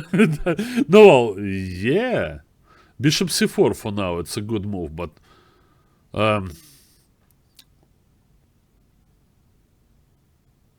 what is black to do here? Is it time to become desperate and play knight e6? I know you don't like moves like this. Horrible split pawns. Yeah. Does But anybody I'm like trading that something, move? I don't know. Does anybody like to play that endgame after knight e6? Well, considering the options. Okay, anything constructive there? b5? No, bishop takes f7, wins a clean pawn. I'm sure there are other ways. Yeah. So he plays knight e6. So he plays Alright, it. so there is two people. Okay, you thought I was the only one with such masochistic tendencies, but don't worry, Dictator. You're in good company. Uncle Yerma recommended knight e6. Yeah. Well, one good thing about bad pawn structure clears out f4, f7 square for the king. Yeah. Alright, so that's a little maybe... tricky. Maybe he will wait a little bit with this capture. Maybe he wants to go rook h1. But I'm not sure he can quite mate him, because if the bishop escapes from e6, then black will go f6 next. Yeah. I thought maybe rook d1 last move was tricky too.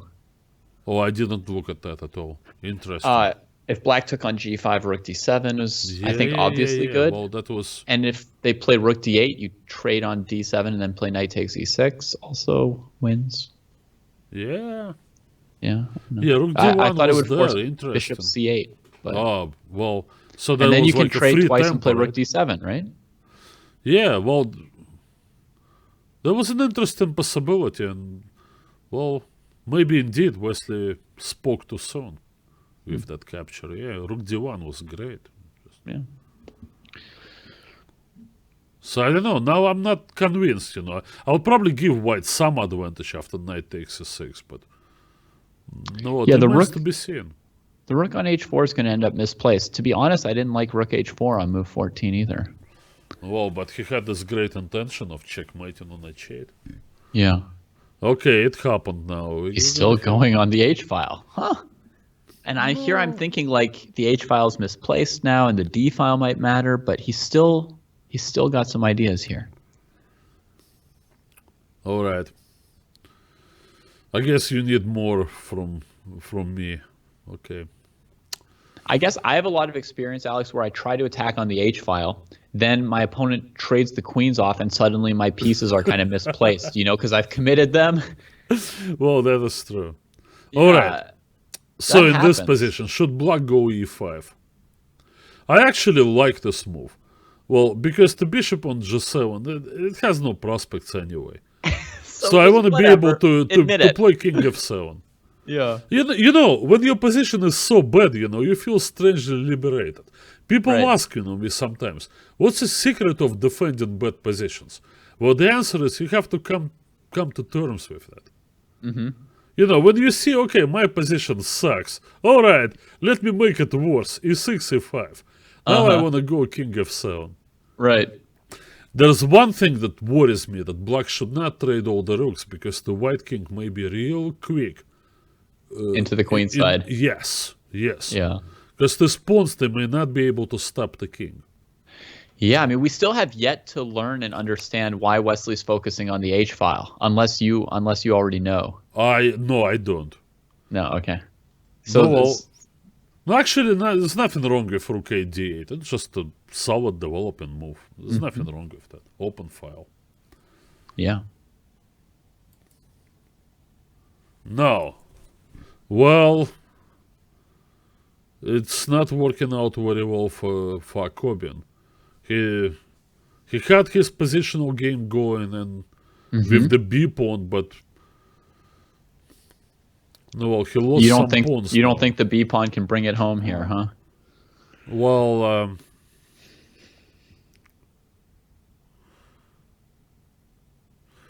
I don't know. I have a feeling there's too many pawns, but maybe you should take on e6 and cut that king off. Rook d1, give up h2, but I don't think that you can win. I know for sure that white cannot win this. The pawns will go forward. I know what else to do. If you leave that bishop alive, allow him to get the rook behind the b pawn, then J and H pawns will advance. I mean, the other way this can go, like another general shape that this endgame can go to, is like white could play a move like rook b1, and then black takes on h2, and you play b6, and black plays bishop c8, and you get that kind of a position. Yeah, right? But there is also the check from b2 always, right? No, I'm saying rook to b1 for white right b1, here. yes. Yeah. Rook to b1. It's another option, right? You try and keep the black rook away from your b pawn. You sack the h pawn. Right. But then he's happy to give up his bishop for the pawn. Exactly. Because he already has like 3 pawns, and it's only black who's playing for a win. Right. So if you then play b6, b7, actually, and this trade position, I think, simply in black's favor. Okay.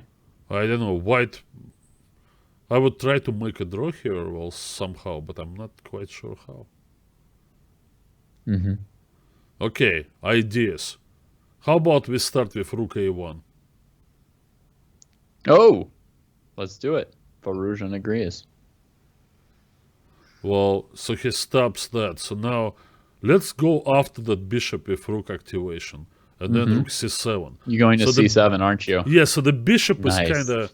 And now, well, after this, he gives check, and then... Oh, but now king c3, right? Well, yeah, there is king c3, and then the h2 pawn survived. Yeah. It can't be bad for white, right? King No, c3 it can't be. He has time to play knight e6 and rook to c7 yeah, well, again. Maybe white is playing for a win now. I think he is. His king's close enough. Mamedyarov is a strong player, but maybe he's not as strong at 6:30 in the morning. Yeah, it could be a factor. Imagine if poor Shakhriyar, if he just butchers the finish of the Grand Prix tournament. You know what Varujan's wondering though, Alex? He's wondering if he can win. Oh no, I was thinking knight b3 for a second, but just bishop e6. Oh, then why is he thinking? I don't know why he's thinking then.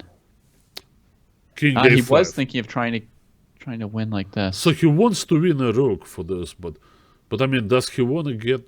Well, I think he missed a great opportunity to play that. Well, now there's knight a4 as an option, right? Oh, interesting. He's trying to win just off of the b pawn, like not even trade it for that bishop. That's actually an amazing concept. Come to think of that. All right, so I have an idea. On knight a4, I go bishop e6. Right. b6. I go bishop b3. Okay. b7. What's that? b7, right?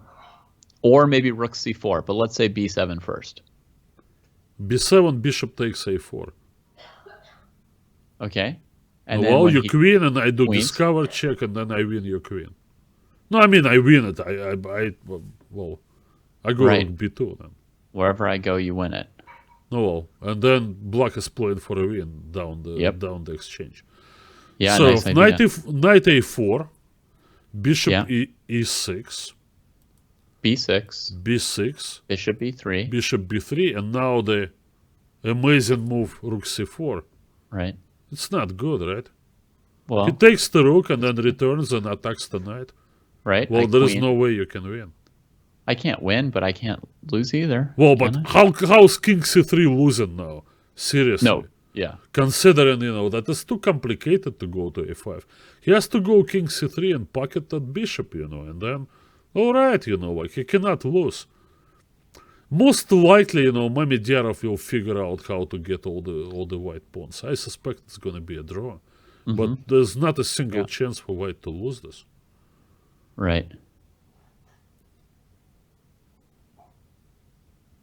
Well, you know what to do. Go Well, rook well. c7.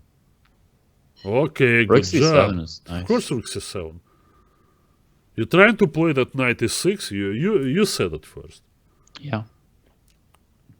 Well, I don't know. How does black make a draw here? I don't know. I think it's a real struggle. He may try some kind of f5 and then hoping to get the last pawn, but he really can't. Yeah. King Yeah, I h6, agree. He's got to that's- focus on trying to find some way to play f5 and trade the e pawn. You know what? If knight e6, maybe he wants to trade rooks and then make a quick run with the king. So king d3 is practical. That's a good move. Let's move the king off that check, that square. So knight e6 has more. Well, white only needs pawn on e4, right? If he gets to play knight e6, takes g7 and knight f5 check, then it's over. So black will have to somehow keep the g7 pawn. The g7 pawn is the key pawn because it has to control f5. I expect rook h1, but I don't know. Do you see anything else? I thought the line would be rook h1, knight e6, and if g6, maybe knight f8. Mm-hmm. No, just to get Yeah. one pawn. Well, Shakhriyar probably doesn't like it that much. Yeah. I don't think he likes his position that much. No, I don't think he does. He played g6 immediately. Interesting. Okay. So now, I think knight Still- to d7. No, he chose knight e6. I guess he wants to go to f8 anyway. Yeah, I wanted Maybe to go he through felt, d7. that it doesn't matter. Oh, but on knight d7, black could maybe play king g5. Yeah, and maybe king g5 though. But this no, way look at this nice check. So he Uh-huh. wants to That's annoying. That is annoying. no. Well, king g2. Give up that pawn on h2. You still have knight f8. There are also some Maybe. kind of That's a mating. big pawn to give up. Well, he has to give up h2, but he has knight f8 with mating ideas. Rook takes h7 and knight e6 would be clean mate. With the king on f3. You're right. But rook h3 should disrupt that. No, he played f5. Yeah. No, this is. I think f5 is good. Well, I think Oh. considering the situation low on the clock, I think Varuzhan decided to make a draw. Oh, he's not even trying to win. You're right. Rook f5, knight d4 here, right? No, well, it's a combination. That's what he's going for. Well, yeah, but they both guys saw it, so basically that well played endgame. I think both players deserve Yeah. apple cider. Well, Varuzhan, I think had some serious chances there, but you're right. With 30 seconds on the clock, it was tough, How yeah. risky do you want to go?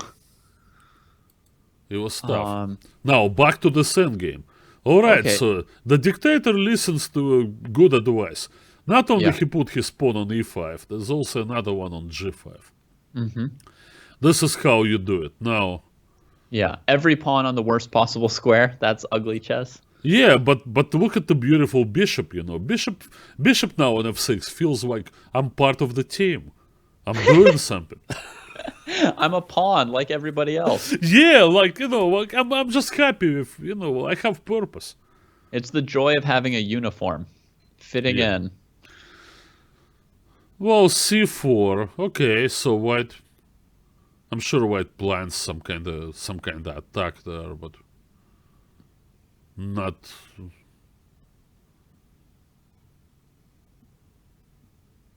Was it really the best? Okay, maybe rook d7. He goes back with the rook, and then king e6 kicks that white rook out. But Okay. So Okay. I would suggest rook d2 and then king b4 to b5.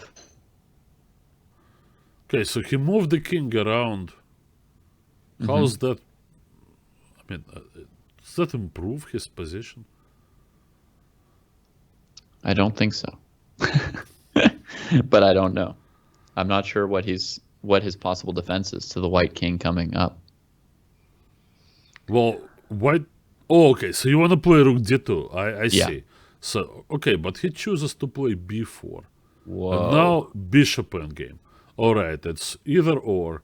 Either it's a fortress or white breaks through. Or a deadlock. In the face of it, I would say that white does break through here. But you know what? Yeah, b5 and pawn to a6. Yeah, that's and then c5. Yeah, that's nice. But so, and You then know, I he was keeps looking the at- king I on was looking at- c8 and pawn on e6. And how exactly you break through? Okay, a6 is sort of logical, but maybe it's not the right move. But he can also play c5 right here with the pawns as they are first, right? And now bring up his king, and then it'll be e6. well, yeah, e6 is a must because otherwise that. Actually, e6, yeah. Oh, Well, the yeah. dictator was ready. Yeah, now maybe the white bishop somehow. Well, you could try to come to a fate. If. Yeah, okay. Now he waits. He's headed to f8. Oh, yeah, the bishop can come to a fate, but.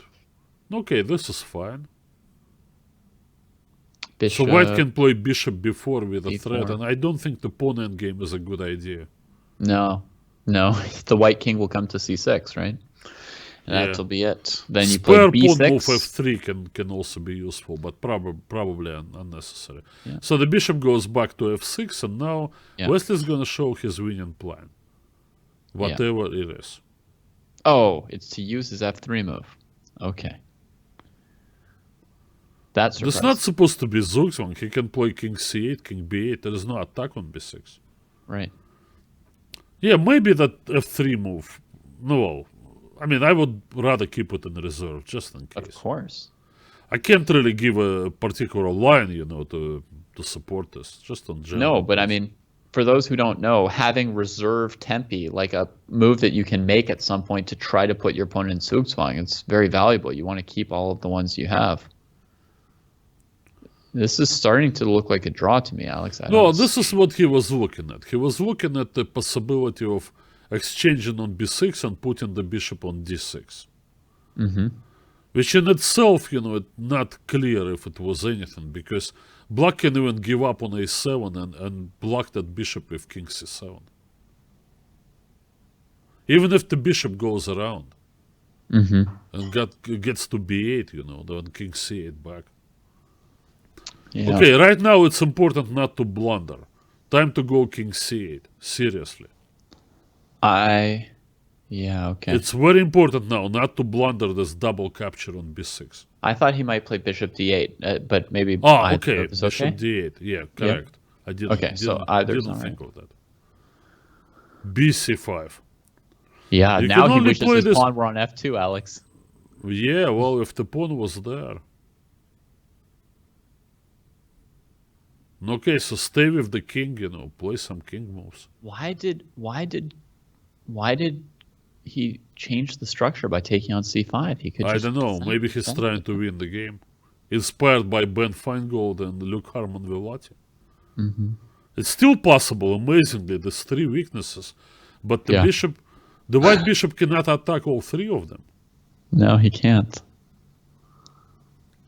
It still looks like a draw, I guess, yeah? I guess there's there, and then what? Yeah, it's a draw. I don't think he's even doing anything anymore. No, trying to somehow, I don't know, somehow get black on the wrong foot, you know, over there. I don't know, with the bishop attacking all these 3 targets, but...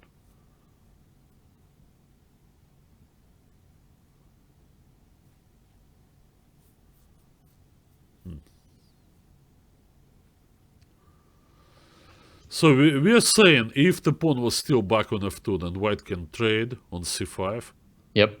bring the king up to c6, and after king c8, finally spend his spare pawn move. Yep. And then, okay, it's up position. And then he goes End to of- b7 or d7. Well, live and learn. Yeah. Oh well. And that is quite the draw for Trilla. I mean, the school of just playing ugly moves when you're in a bad position has scored another half point. Oh well. b6. Uh-oh. There comes the breakthrough. Uh-oh.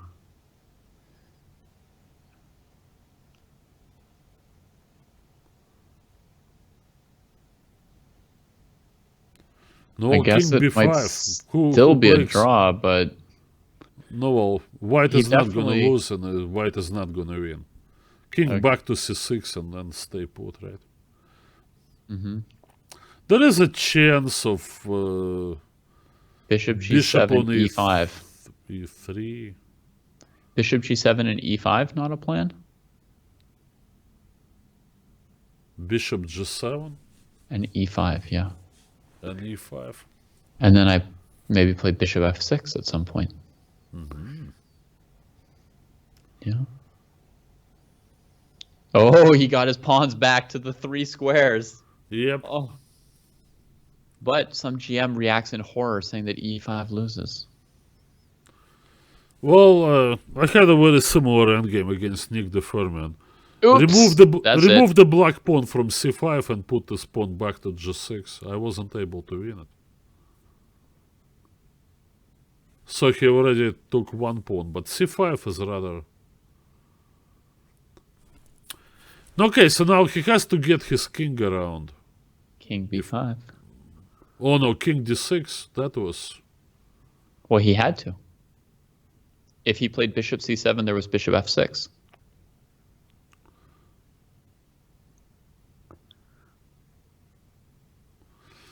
So the king is going around, round and round, it goes to c8. Okay. No, this is a waste of time, you know. He has to go king c8, king c7, king c8, and bishop d8. Uh-huh. Yeah, The problem is when he plays bishop d8,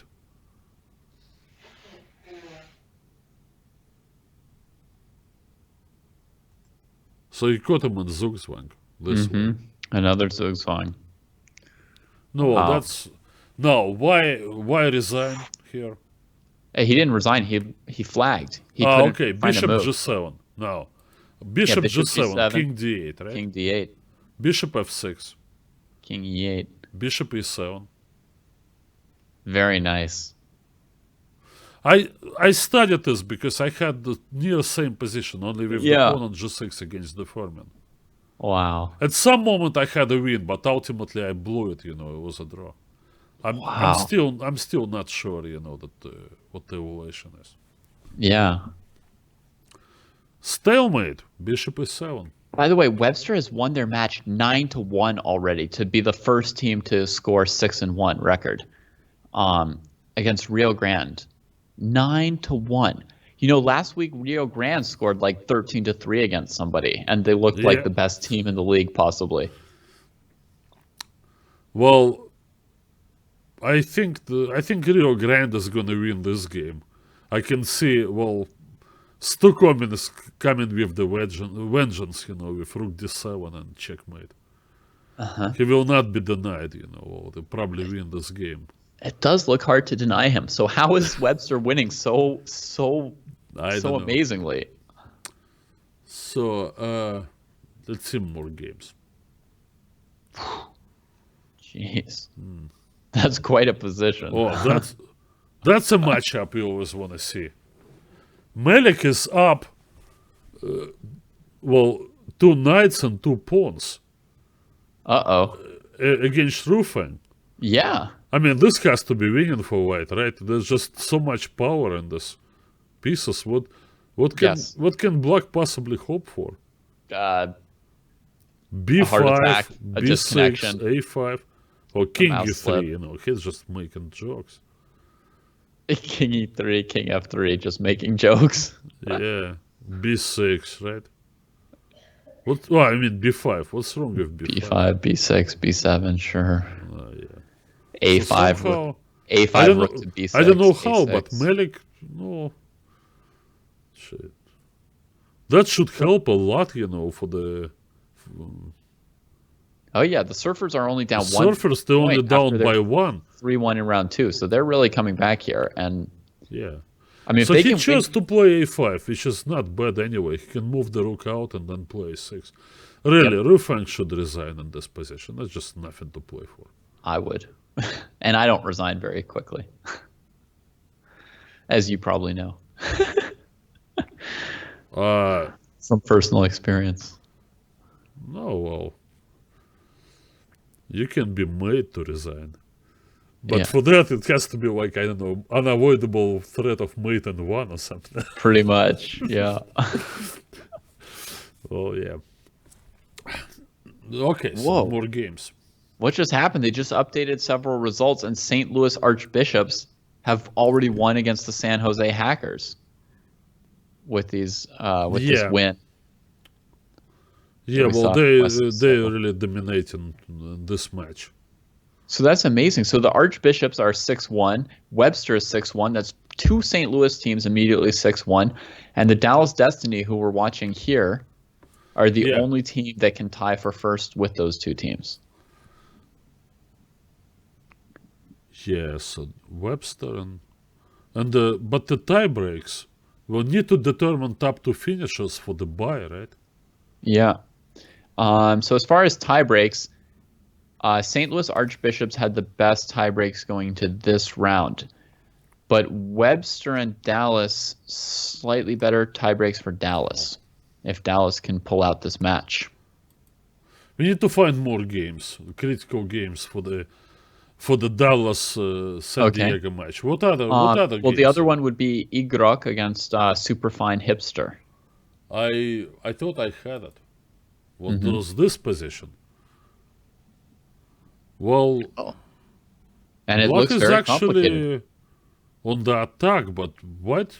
I mean, with the king on h8 like this, I don't think that white is risking much. He will cover his king with the knight, and what about this counterattack? I prefer white in this position. Right. So after knight c2, He didn't even bother with counter. you didn't even do it. Didn't do it. So he aims to play like just knight f5, and then the only defense is queen c. What is going on here? It's almost mate. Queen f7. Yeah. Knight f5. Wow. Queen check, bishop b2. I thought knight c2 was plenty good for Dreyev, so I'm surprised to see him do this.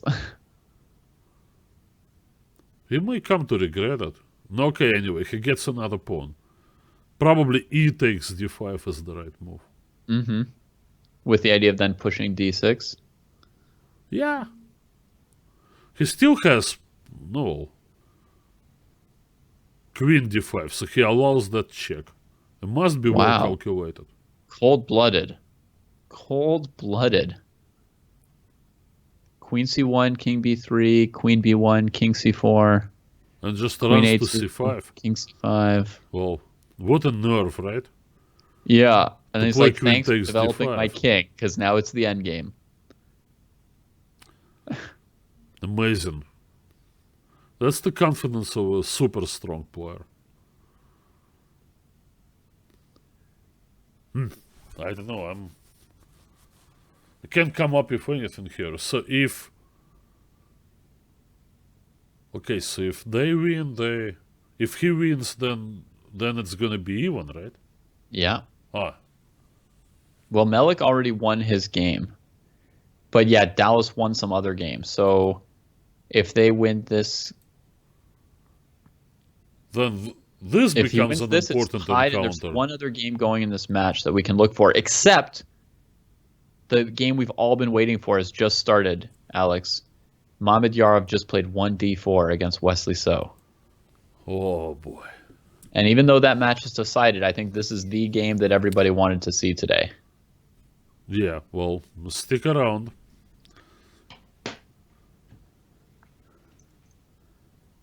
So Nim's Really? Indian. No? F3. Oh, F3, Mamedyarov's favorite move, of course. F3. Okay.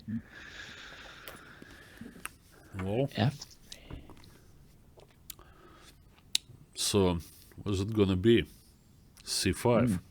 Interesting. Not the main D5 stuff. No. Okay. Benoni style. Yeah, now in this position, White often, doesn't get to castle and just moves the king to F2. Just king on F2 and bring out the pieces. Yeah, that should be okay. Well, for one those thing wondering, here Dallas is, is currently in the lead by 1 point. well, there's some different moves in this position. It's also possible, I guess, to play bishop g5. But he goes bishop d3. Can black play b5 here? Well, yeah, b5 was played also instead of d6 against Mamedyarov, who replied with e5. So Wesley avoided that line, which is absolutely unclear, but Mamedyarov played it. So now, yeah, of course b5 can happen. Now in this situation, I don't know, maybe I don't really like it, but maybe White can just take on b5 and give up the d pawn, but he's ready for development with knight e2 and he will castle. It's not clear if that d6 pawn is going to be strength or weakness. Right. Black is He could gonna also have to- play. Yeah. He could also play CB, ED, ED, knight d5, bishop h7 check, and then after queen d5, Yeah, this is maybe also hang on to his pawn. possibility. Yeah. Black has queen e7, bishop b7, so he No, doesn't. we're about to see this, but I don't think that he's gonna play. Well, the knight e2 is solid. Yeah. Solid. Okay. Yeah. Now the question is, if he's even gonna bother, with the pawn on c4, he may pull back bishop c2. Oh, In the chat on this game, do you see what Ben Feingold said, Alex? No. He says he drew his own game fast so that he could watch Wesley and Mamedyarov play. Oh. So he just drew his round 4 game in like 5 moves or something, I guess, right? Just to watch this. Okay, so there is. He couldn't capture the rook without losing the queen, but he attacks d6 now. Well, interesting. So now, black doesn't really want to give the d6 pawn, do they? Yeah, I should sacrifice this pawn probably. Really? Okay. No, I should go bishop e6, Bishop e6. and then knight c6, and then rook d8. Ah, right. Don't trade the queens. Knight c6. That makes it a good sack. Then I rook see it. d8, and then eventually knight d4. Oh, something. Oh, Alex, somebody's saying to recenter your board. Did it? Oh yeah, the gauge file board. get messed up Sorry again, about maybe? this. I became so fascinated with the game. Okay, well, all I just right. need another. Okay, now it moved. I just need to open another game. I'll Yeah. get back to the to this one. Yeah, thanks, guys. Sorry. Mm-hmm. I'm on my, 6th hour of broadcasting today. Yeah. Well, but these so guys I'm have no getting a mercy little for you. bit sloppy. Okay. Okay, he played bishop e6 like you wanted. So we take the rook, right? I'm not sure. Looks like the queen's gonna be stronger than the rooks, right? Even if the pawn on d6 falls with check, nonetheless, black has a lot of activity. Queen a8, knight c6, take on f8, take on d6, pull bishop back, knight d4. I prefer black.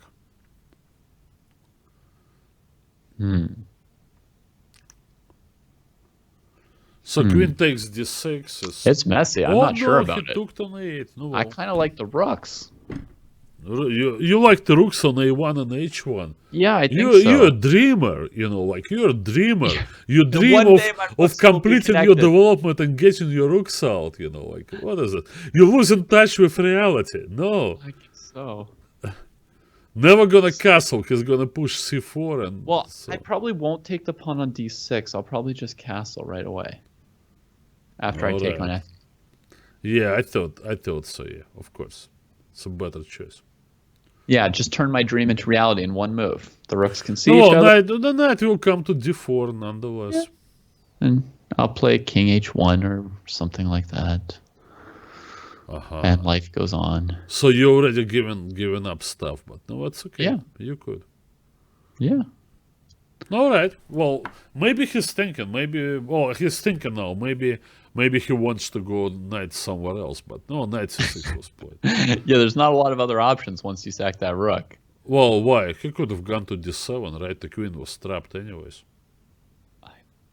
I guess I don't think that makes any No, positive he difference. looked at that. No, I didn't think he would play it.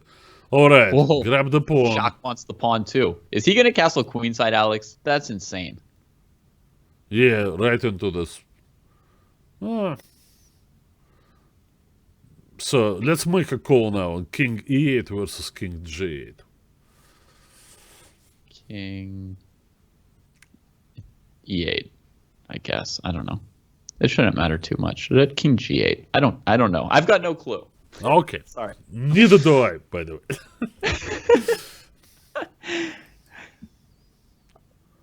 Oh, right. The Ray king's not Robson too makes much his danger up. on either. Well, every time I look at Robson, it's the Roy Lopez. I lost to him twice in Roy Lopez. Yeah. I mean, this is Ray's although the only last time game I of the played day. something else, I also lost. I'm on a bad losing streak against Ray Robson, which is understandable considering that He's getting he's better. younger, and probably stronger than I ever was. But Yeah, when the younger player starts winning, it often leads to a streak. yeah, but I got him a couple of times when he was younger. So I mean, Good. he becomes a world champion. I can Good. milk this thing forever. I Yeah, beat yeah, him at least I got two some- times, maybe three I got times. I got a few good players like him when they were, well, 10 years good. old. That's a Ray, good chance. come on, become a Yeah. world champion. You're gonna be my retirement fund. This is actually an important tip for any club players out there playing in tournaments. You get paired against an 8-year-old and you're like scared. A lot of people adults that I've talked to are like scared when they get paired with a talented 8-year-old. They're like, oh my gosh, he's so talented, he's so good. But you have to understand, like, don't worry about, are people going to make fun of me for losing to an 8-year-old? Think about the fact that this is your best chance to ever beat this guy. And one day he might be rated 2,800 and you'll be like, yeah, I'm 1-0 against, Yeah. Carlson or Caruana or somebody. Exactly like this. That's why my good friend, late friend, unfortunately, Steve Brandwine, famously said, get them while they're young. Yeah. Yeah. And if you just make that attitude adjustment, I think you guys, just with that one thought, you guys will be fine against all the talented little kids. Somebody is trying to draw your attention. David, please give us a sign you read this message. It's K Peng 815. Yeah, this guy's been harassing me all night trying to destroy our broadcast. Oh, okay. So I didn't know you had friends here. Good. It's all right. He's not a friend. Take it back then. Yeah. All right, skirting disaster on d8. Well, somehow, still. All right, so knight a5. So you call that move, right? Castle's long.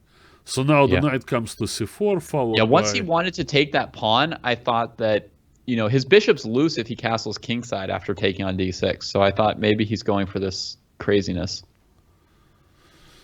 So, what to do now? I don't know, Alex. You're the one who liked the queen. I'm on Mamedyarov's side, even though he took that crazy pawn on d6. Okay, well, so you got I need to uphold this whole thing, okay? Yeah, you got to move your No, queen. let's take probably. on d5. Okay, then rook takes. Knight c4. Yeah, that's pretty good. Bishop to somewhere. Oh goodness. Aha, panic Yeah. sets in.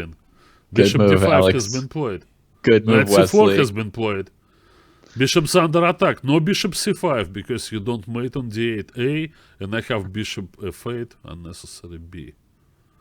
So no Okay. bishop c5. All right. Can I go? Can I go bishop to e5?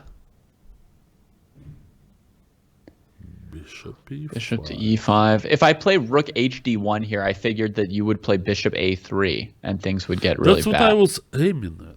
Yeah. But so- after bishop e5, I want to play positional move f6. And you're the one who loved the rooks yeah. and underestimate my queen. You don't want to Yes. go back bishop c3 anymore, right? Well, my king would have been on h1 if I were playing this Oh, game, to be well, fair to yeah, me, but okay. Well, But okay, now I it's on kind of C1. cheated, of course, obviously. we- And I made you play the position you never intended to play. you made me castle queenside. Oh, well. All right, let's see. What do we do here? Bishop e5, f6 is a very nice move, Alex. I'll definitely give you that. Not sure what to do about it. Any other move you play bishop a3? Not sure what I to do wanted about to that. play bishop a3, but... No, well, maybe you should wait for... Okay, he played bishop f4. Okay, it's supposed to be bishop a3, but bishop now maybe a3 he's is planning not to mate, take. right? Yeah, now he can take on a3 probably. Right. Risky stuff. I think black needs general improvement. I propose h6. h6, g5. I know you knew can you play would. h4. And h6, h4. yeah, but well, at least I don't have to worry about mate on d8 anymore. Yeah, I agree. So That's h6 is a nice move now. g5 might be a threat. Further, okay, Yeah, h6. Hey, definitely. all right. Expect h4, and now I'm not quite sure what's going to be. B3. b3. He took his chance to block the queen from b2. Yeah. All right. So there are a few things there black can do. Queen a6, actually, I was thinking of. Ooh. Yeah, I can feel some impact from that move. If king to b1 to keep the queen out, then knight a3 wins the knight on e2. Yeah, that's Knight not a3 good. check. Yeah. Queen takes e2. That's a problem. So So maybe else we do just you think? capture on c4, Capture on c4. and hope for the best. I'm not sure Yeah. which pawn he's gonna take. He might take a2. I think Because he'll. the knight is very awkward on e2. It doesn't have any place to go. Mm-hmm. And he wants to get the rook on h1. I think you're right. On I the think skewer. in either case. No, actually, I don't see any clearly good move for white. Queen 'Cause, a2, like- I think, clear advantage, if not outright win. Because like king d1, you play queen b3 check, right? Yeah, okay, anyway, so then we have to go knight to g3, but with the loose bishop over there, I don't know. Now, Knight to g3, holding his pieces for now. yeah, he has to hold He's like pieces clutching and- his pieces. What I'm afraid will happen in this position, maybe a5, a4. How exactly white is getting out of this fine mess? My h1 rook will stop everything, I guess. Which he still can't develop, because if he ever brings it to d1, bishop a3 is mate. Well, that's true, yeah. So maybe just move the a pawn for now. I don't Yeah. think white pieces can effectively combine into any kind of attack. Currently, the knight is tied down to g3 because of the rook on h1. Yeah. And other pieces, what can they do? a5. Yeah, figures. Wesley just runs the A pawn. Oh man. I'm not sure what to do here. And okay, this is a Bishop try. d2. Nice. But this... Yeah, but the pawns... Okay, now, what's the right way? Is it just A4? a4? Just And A4. he takes... It's like, sure, take Oh, on no, b4. he doesn't take. He plays king No, d1. he's just trying to make a bridge for his king. But if he goes over... So a3 for now, right? Yeah. Oh, Or- king c4. Or he doesn't even let him. Oh. Oh, well. Well, castles long doesn't always work well. Yeah. No.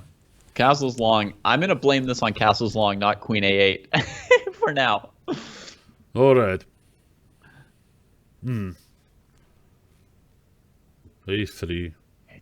No, well, give him credit, so maybe he's in the game somehow. Really? No, if he manages to give up something like, well, a rook for this couple of pawns, he will never lose. Yeah, I mean, he still has drawing chances. I would Yeah. agree with that.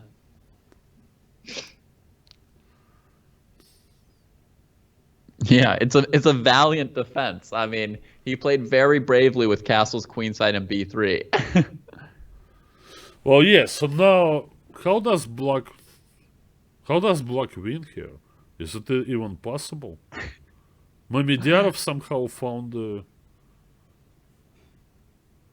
Found a some defense. Okay. What about?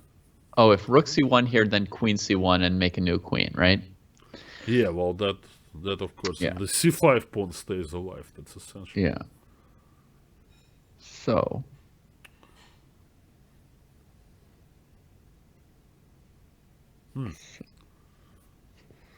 Queen c2, yeah. Still not clear how to continue. Yeah. If he plays bishop e3, Bishop e3. it's might be playable with the idea of bishop c3, rook takes c5, right? And black can't do everything they want somehow. But maybe, yeah, on that. And actually, after bishop e3, queen b1 is ineffective because of rook d1. Mm-hmm. So bishop e3 seems the right move. Yeah. Maybe. I mean, in a position like this, you know, I don't have so many instincts. You just kind of calculate all the moves and see if they queen or not. Well, there are some other interesting games. So Kobian is actually better in this position against the dictator. Okay. And Ray Robson, okay, of course, f4. Well, look at this position. Robson's took open. This is just every time Ray sits down to play a game of chess, he has this position. Does this guy ever play with the black pieces? By the way, It's like when we were looking at the game between Rui Feng and Michael Brown, and you said, "Oh, it looks like Rui Feng is Ray Robson." Exactly. And now the real, Then, like, okay, 2 minutes the later, real everybody Ray sees Robson it's not is just playing. a joke. It's like actually true.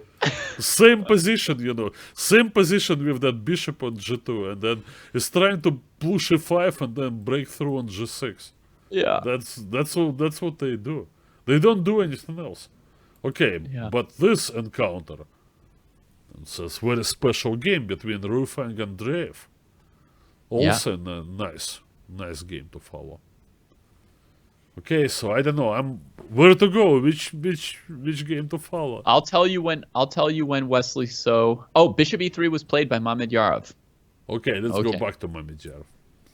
So C4. he played it like we thought he might, and now c4.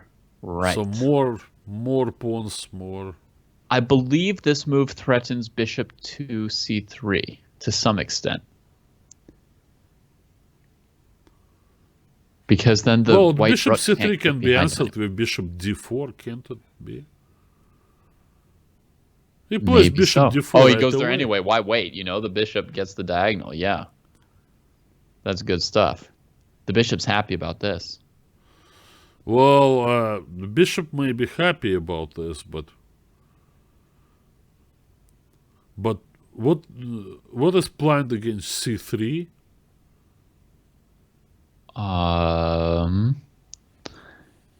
Queen b1 first. Okay, it's possible now. Rook f1. And now maybe Just keep clutching it.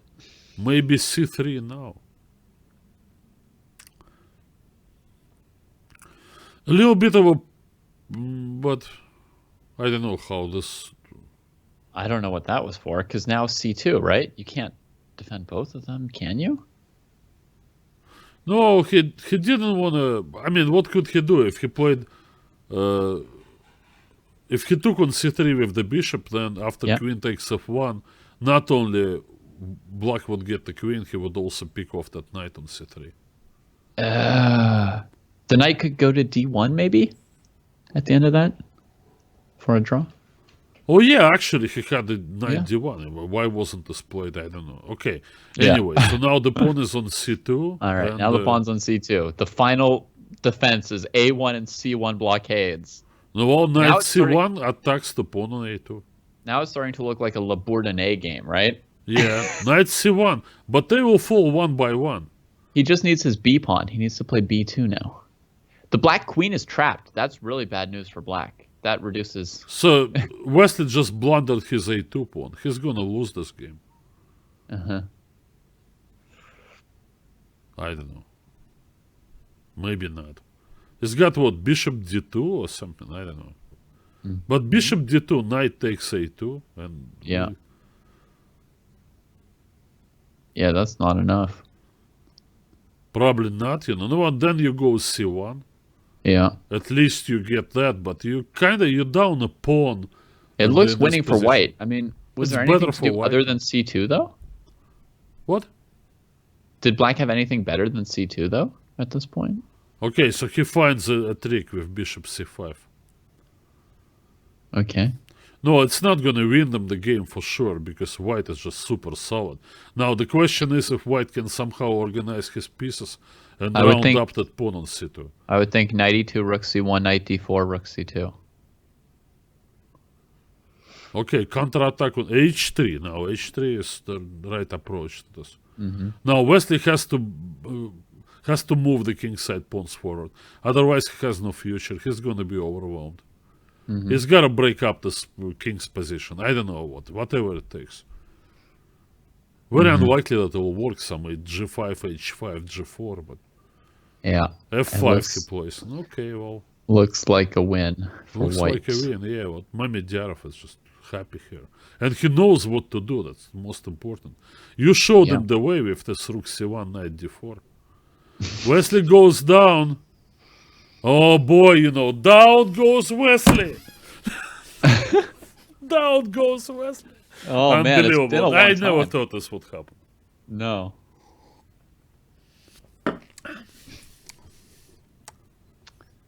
No, but you know, even when he traded those two rooks for the queen, I thought maybe he didn't have to. He could play knight c6 before bishop e6. You know, Don't get the give same up like position queen without... c4. Yeah, he could, but queen c4 is still a chance. Pin him somehow, confuse him. But you can't confuse Mamedyarov in a position like this. He'll find it. He'll find his way. But how? Well, check there. I think the right move was to bring the king to g1. Oh, repeats? Uh-oh. f4. Maybe. So he wants f4, king f2, and then knight d4. He figures that his king will be safe. Yeah. Maybe he's right. f4. Looks a bit counterintuitive, but no, well, he's not afraid of ghosts. No. No, clearly not afraid of anything if he can't. Oh, Mamedyarov is not afraid of anything. Well, he has some his chess is not ideal, I'll put it this way. There, I mean, there may be some holes in his game, but he's not afraid ever. But he's not afraid. Nope. No. Speaking of, is this...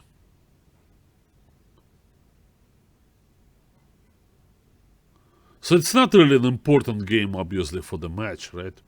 Well, there's No, some... St. Louis has already won the Yeah. match. There's a very close match between Dallas and San Diego. San Diego's Yeah. one ahead.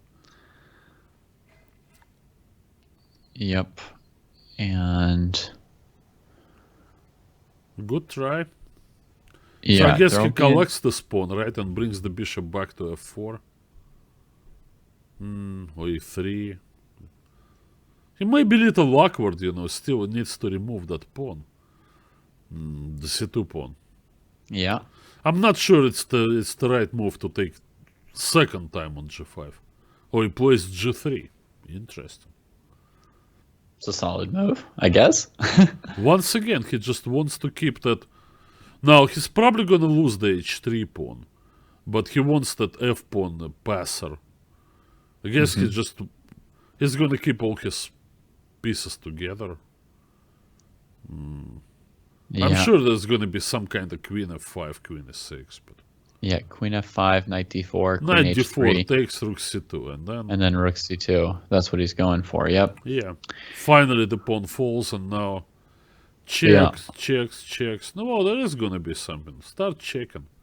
h2, h5. Mm-hmm. h1, also not bad.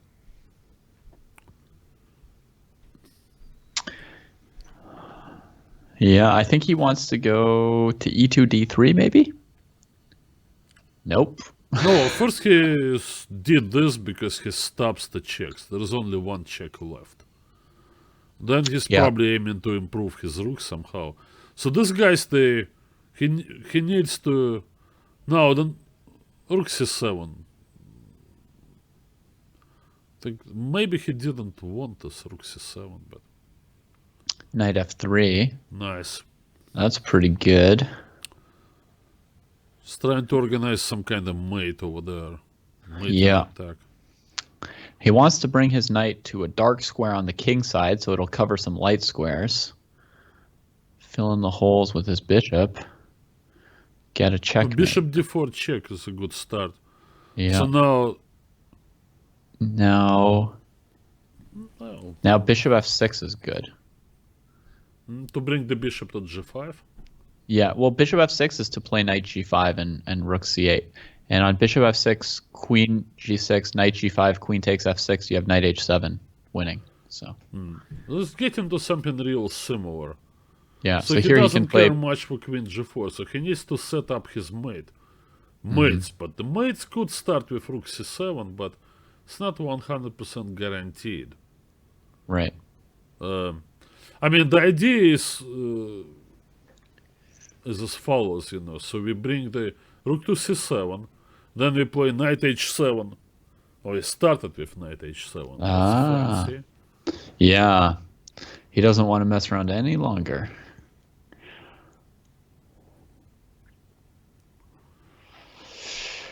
Rook c7, I assume, is his plan. I don't know, the king runs up the board. Runs up to e6 and d5. It's not clear. Yeah, how that's that probably works. not the best way of handling this position.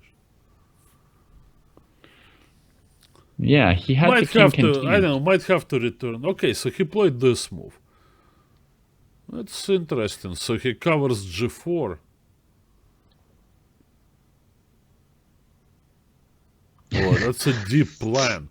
Yeah, wants finally to- marches he his wants king to win towards that the pawn. h-pawn. He wins that pawn, and then, okay. Is he gonna get mated? No.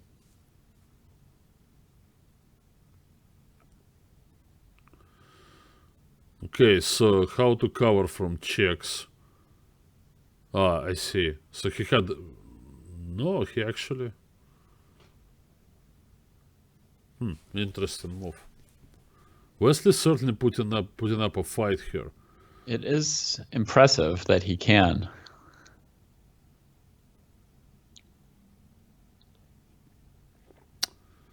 So, a couple of checks.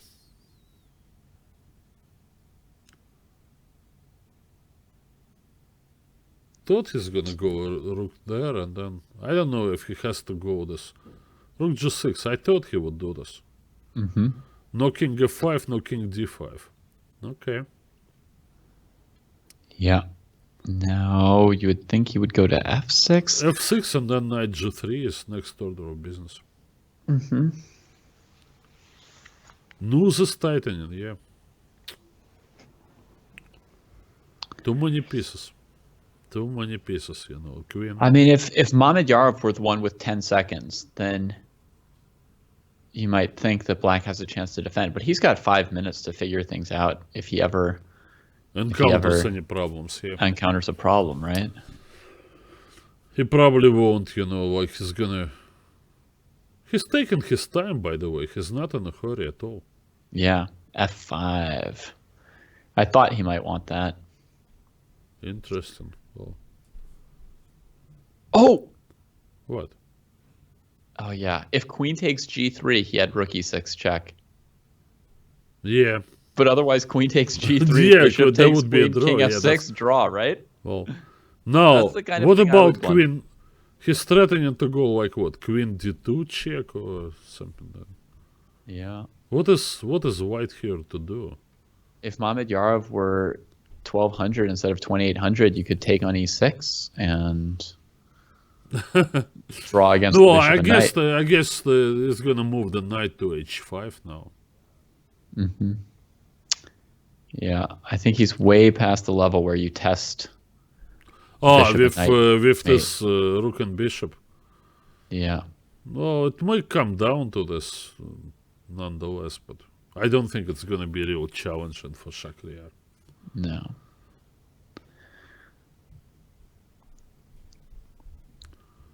No, he offers this, right? Yeah. Oh, he's offered it a couple times. Yeah. I'm sure he knows how to checkmate with a bishop and knight. Okay, so that's it. That's the it. Queen.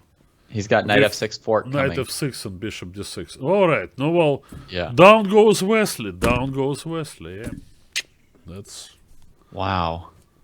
So Mamedyarov and Wesley both lost today. yeah. Amazing. There's like nobody unscathed left, right? Ruifeng lost today, and Yeah. So, no, right. I assume still probably Wesley has the best record. I mean, well, Maybe I'm so. not sure, you know. There could be some hidden guys. I haven't checked our individual scores. I don't So- really know. so now that that's happened, let's click over to the San Diego match, which is the only other match that could affect first place in the league. No, San Diego only needs one more. They need one point. more point. There's 3 games going. A very interesting position between Ruifeng and Igrok, and Yep. That's I'm good. And, gonna. okay, so well, that was And I don't see Melik, so maybe he's the first game to finish this round. Maybe he already won. I don't Malik see this just game. beats people. Yeah, he's not even there. He's not there. So board 3 is Keaton against Komandoras. Yeah, I need to. Okay, And that's a rook endgame. with That's looking- advantage to Commandoras. Big advantage to black, so some chance for Dallas to narrow the match there. Well, that should be winning here, right? If the king, Uh-huh. king on d5, and then Yeah. It feels close to winning. With I haven't analyzed it, but Greg confirms that Melik already won. right. Wow. So yeah. Okay, so this that- one is gonna go forever. Okay, so I mean, Rufang versus Drev. It's Yeah. extremely blocked, and we will return to this. I think that might be one of the deciding games today for who ends up in first place in the league. And I Robson guess has the no fourth time board's- left, and the board- extremely the fourth board- unclear endgame. Which one? Robson. Okay. But I'm checking this. It's an interesting game to me, but of Yeah. course it's not from the match. So what should I do? Should I But go to... the fourth board in the match is the Nom Nom factor against Luke Harmon Velati, or Velati Wizard. And we often miss these fourth board matches. It might be interesting to see what kind of decides Right. what kind of decides Okay, these matches. Because often let it's me board find 4 this. against board 4. Okay, let me find this. I found this. Nom nom. Okay, all right. Nom nom. It strangely also looks like a Rui Lopez, doesn't it? Except for the black Once pawn on again, a5. this f6, yeah, for sure it is. So bishop's coming back to c2. If the black pawn were on b5 and white had a pawn on a4, we would have the Robson again. But this is your Robson. Now he's gonna take on f6, I assume, and just Okay. break through. So this is the final I stages. mean, nobody can defend against this. Robson figure out the game.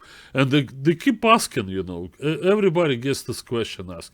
Will chess ever reach its end? Will computers, what computers did? Ray Right. Robson already figured this game to the end. There's Right. nothing else to learn. He just plays his Roy Lopez and plays f4. Forces black to play f6, and look at this.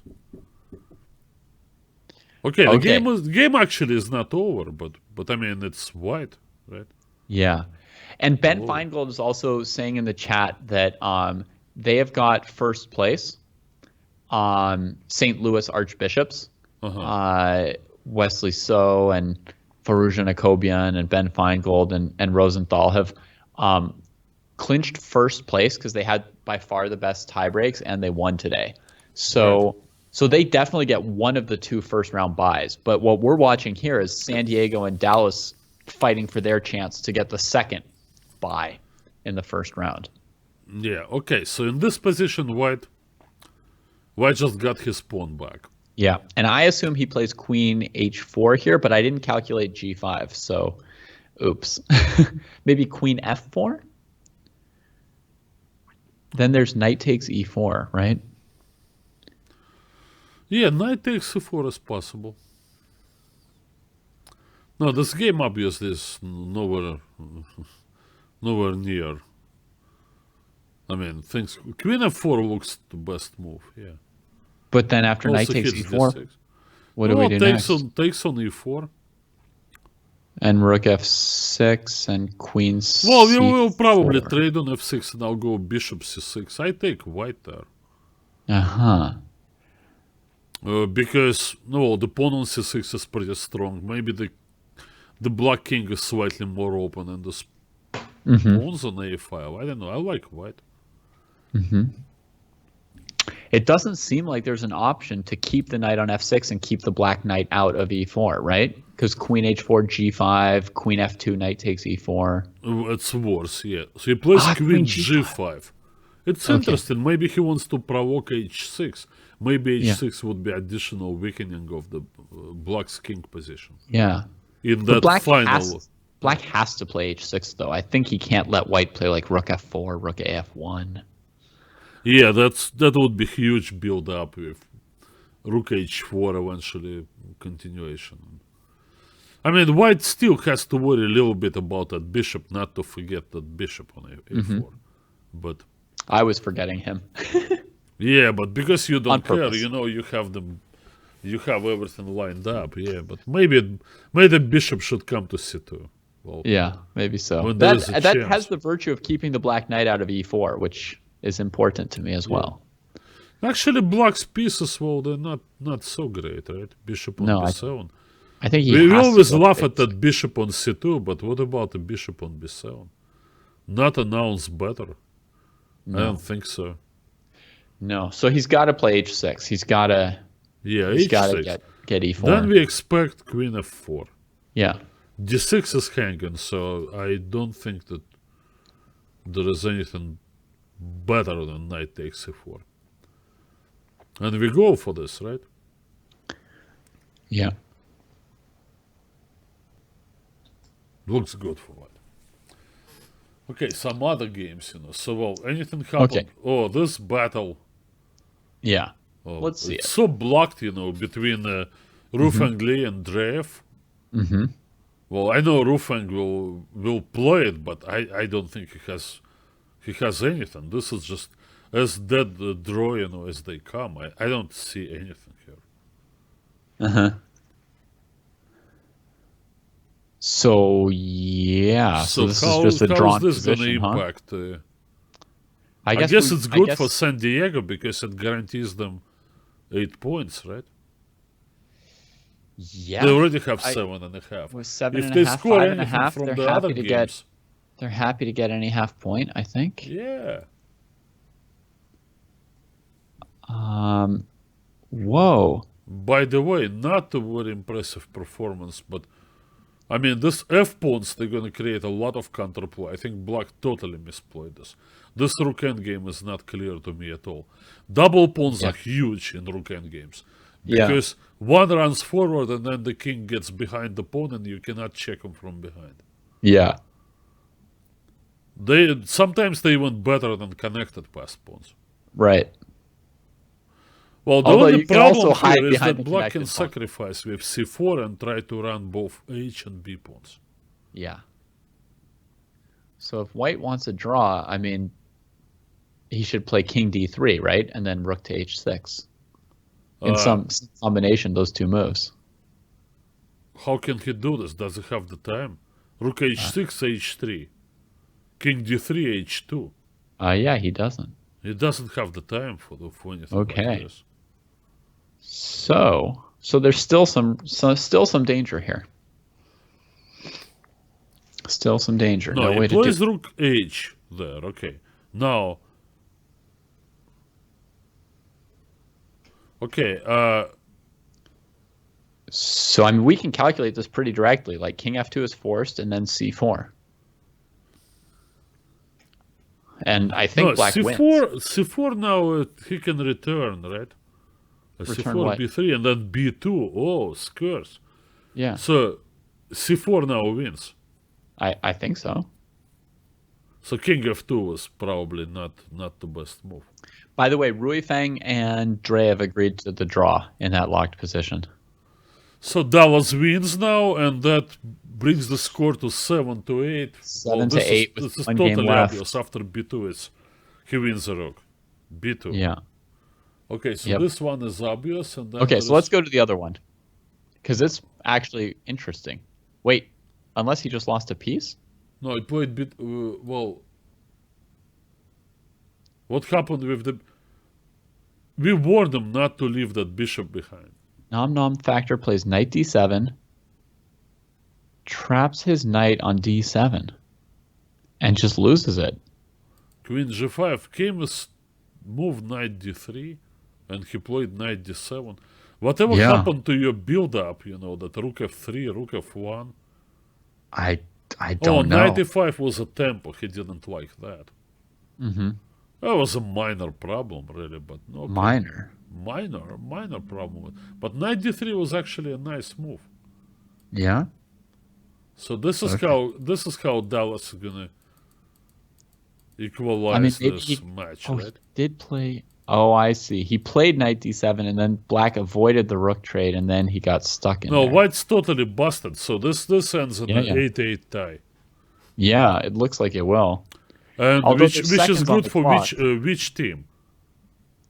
I mean, neither. They both needed to win to tie for first place. Oh, I guess it's good for Webster, the Webster Windmills. so the Webster now gets the second seed, right? It's good for somebody not playing. Yeah. So that's gonna be the St. Louis first place and Webster second, right? Yep. I see. Two No, this St. is Louis routine, teams. you know. My Knight goodness. g3.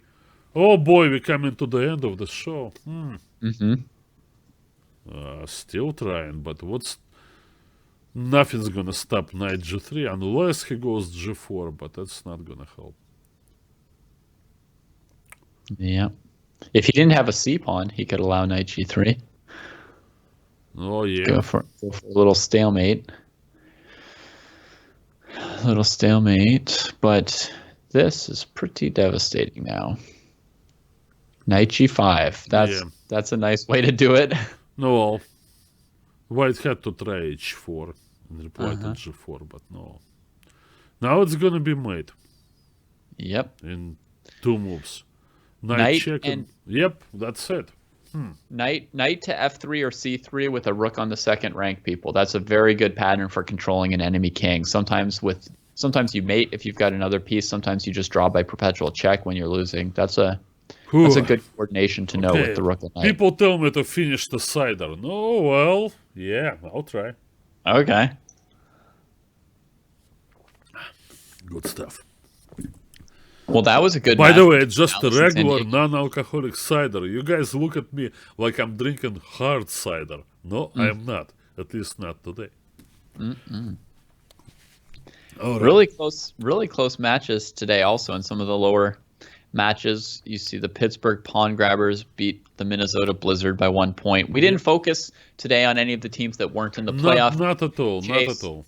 You know, with Wesley and Mamedyarov playing and all these other top GMs and the fight for first place, we just didn't have time to honor the final stands of these other teams. But you know, it looks like they all had close matches. So congratulations to the Desert Rats and the Pawn Grabbers and the Mechanics. Yeah, the Desert Rats actually all came won some back. close They were matches. down under a match, and then they started winning games. Mm-hmm. I think that the team didn't really fulfill their potential. I thought they had a good team. But obviously other teams, they're well deserving to make the playoffs. Our division, I think, was the strongest, all in all. Yeah, I mean, my impression so far is that our division is the strongest. It doesn't necessarily mean that St. Louis would beat the number one team from the other regions when we get the finals, but it does mean that the competition was really fierce, you know, with like 6 teams that really were powerhouses. All 6 of these teams into the playoffs. Yeah, well, come to think of that, you know, well, it's entirely possible that any of these 6 teams can win it all. I wouldn't be totally shocked. Yeah. I mean, obviously, no, maybe some of them have a better chance, but I'm looking at the bench, you know, that Webster has, right? Yeah. Well, they bring, you know, like this. I mean, basically, well, Ray Robson is just there. I mean, the guy just comes to pinch hit, you know, plays one game, you know, gets his Roy Lopez, you know, goes back to the bench. Yes, It's incredible. Robson. They have so many players there, but other Yeah. teams also. Well, you can't really argue, you know, with St. Louis, you know, with the lineup they trot out, you know, every time with Wesley and Ben Feingold played very strongly today. Yeah. Amazing, you know, to take down Mamedyarov. Man. Yeah, and I mean, for anybody wondering about our claim about, you know, the Pacific seeming the strongest, I mean, you can also remember the interdivisional weekend, the International Day, Okay. last, you know, 2 Saturdays ago, when the West scored something like 11 out of 12 match wins against the other Yeah, divisions. You mentioned that, you know. No, well, Marseille is the number 1 team from the Central Division, I think, and they lost to, what was it, St. Louis maybe? They lost to a Pacific team that week. yeah, even they're the best team in their division. So for any of you people who are watching who are fans of the Pacific, I think, you know, whichever Pacific team comes out on top in the playoffs, in the divisional playoffs, will have a good chance in the finals. Okay, we will see. I actually have absolutely no idea how the playoff picture is going to be, and I don't even know when our next broadcast is. Do you? Okay. Well, yes, our next broadcast will be next week. Wednesday? Wednesday. Ah, Yep. okay. Same thing. And I don't know the matches off the top of my head, but the 2 St. Louis teams aren't playing, right? So, because they got first round buys. So it would be something like Rio Grande, Dallas, San Diego, and San Jose will play each other in some So they still configuration. play each other, you know, within Yeah, the they'll play each division. I see. Yeah. Okay. And also, since we're talking about predicting who will, as we're predicting who will be winning in the playoffs, it's a good time to remind everybody that Danny Wrench is doing these brackets, right? So this Sunday, is it, Alex? Is it Sunday that he's doing the live bracket thing where you guys can all also fill out Honestly, brackets? I'm not sure. I got a bit caught up, you know, with a lot of things, so Okay, I have to apologize, I haven't exactly been following, Pro League news every day, I kind of try to catch up when it comes to it. That's fine. Okay, I've got it. It's Sunday at 4 p.m. Pacific. Right. Okay, Sunday at 4 p.m. Pacific. Danny will be going through the bracket, predicting which teams he thinks will win in the playoffs. And that's, by that point, you guys will all be able to fill out your own brackets as well if you want to, take your shot at predicting the playoffs. All right. So, should we run Danny's video again? Yeah. Why not? I think so. All right. So we kind of ran out of things to say, and in this case, now we always have that video to play again. Yeah. So now our job just much easier. Much easier. Anytime we can't think of something. Anytime I'm in trouble, doesn't matter, if tomorrow I give my lessons and a student asks me a tough question, I say, wait a minute, I have an idea for you, and I'll play that video. Yeah. All right, that's okay. This is our send off, So I really love it. Thank you guys, and thank you, David, for everything. Yeah. With the 2017 Pro Chess League playoffs approaching, good evening, everybody. Chess.com and most of the world would be relying on me to predict a winner.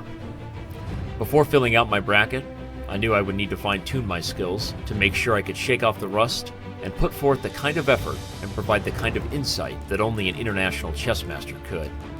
So naturally, I first conversed with the chess experts, hoping that their experience might lead me to an obvious conclusion.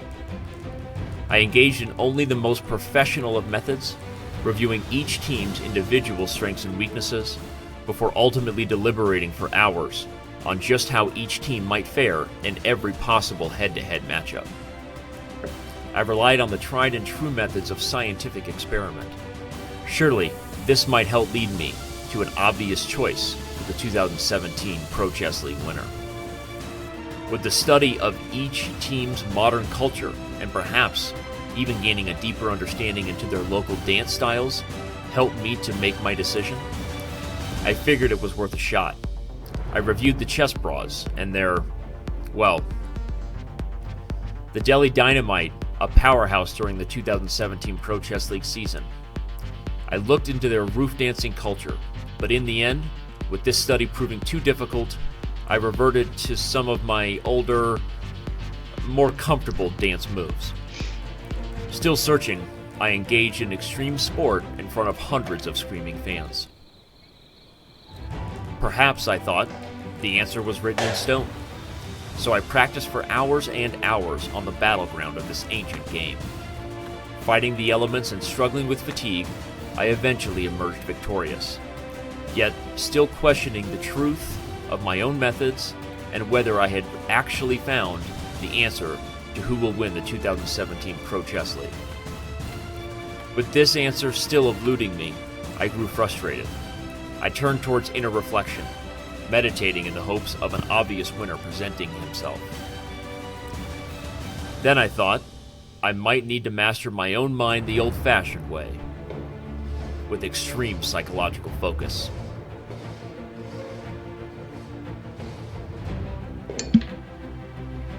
Still bewildered, and now feeling a little depressed, I gave in to some old bad habits, turning towards food, asking the universe to present itself in the form of SpaghettiOs. Unfortunately, this left me more confused than ever. And in that moment of darkness, I realized that one more approach, however unconventional it might be, remained as an option. I could fill out my bracket on Chess.com and think hard about each of my answers along the way. I could then submit it for review along with the rest of the Pro Chess League fans. Maybe this would lead me towards the winning bracket and the ultimate prize of keeping my job. Having the winning bracket for the 2017 Pro Chess League competition. In the end, I figured it was worth a shot, and I hope you will too. Join me live on Chess.com TV as I pick the winners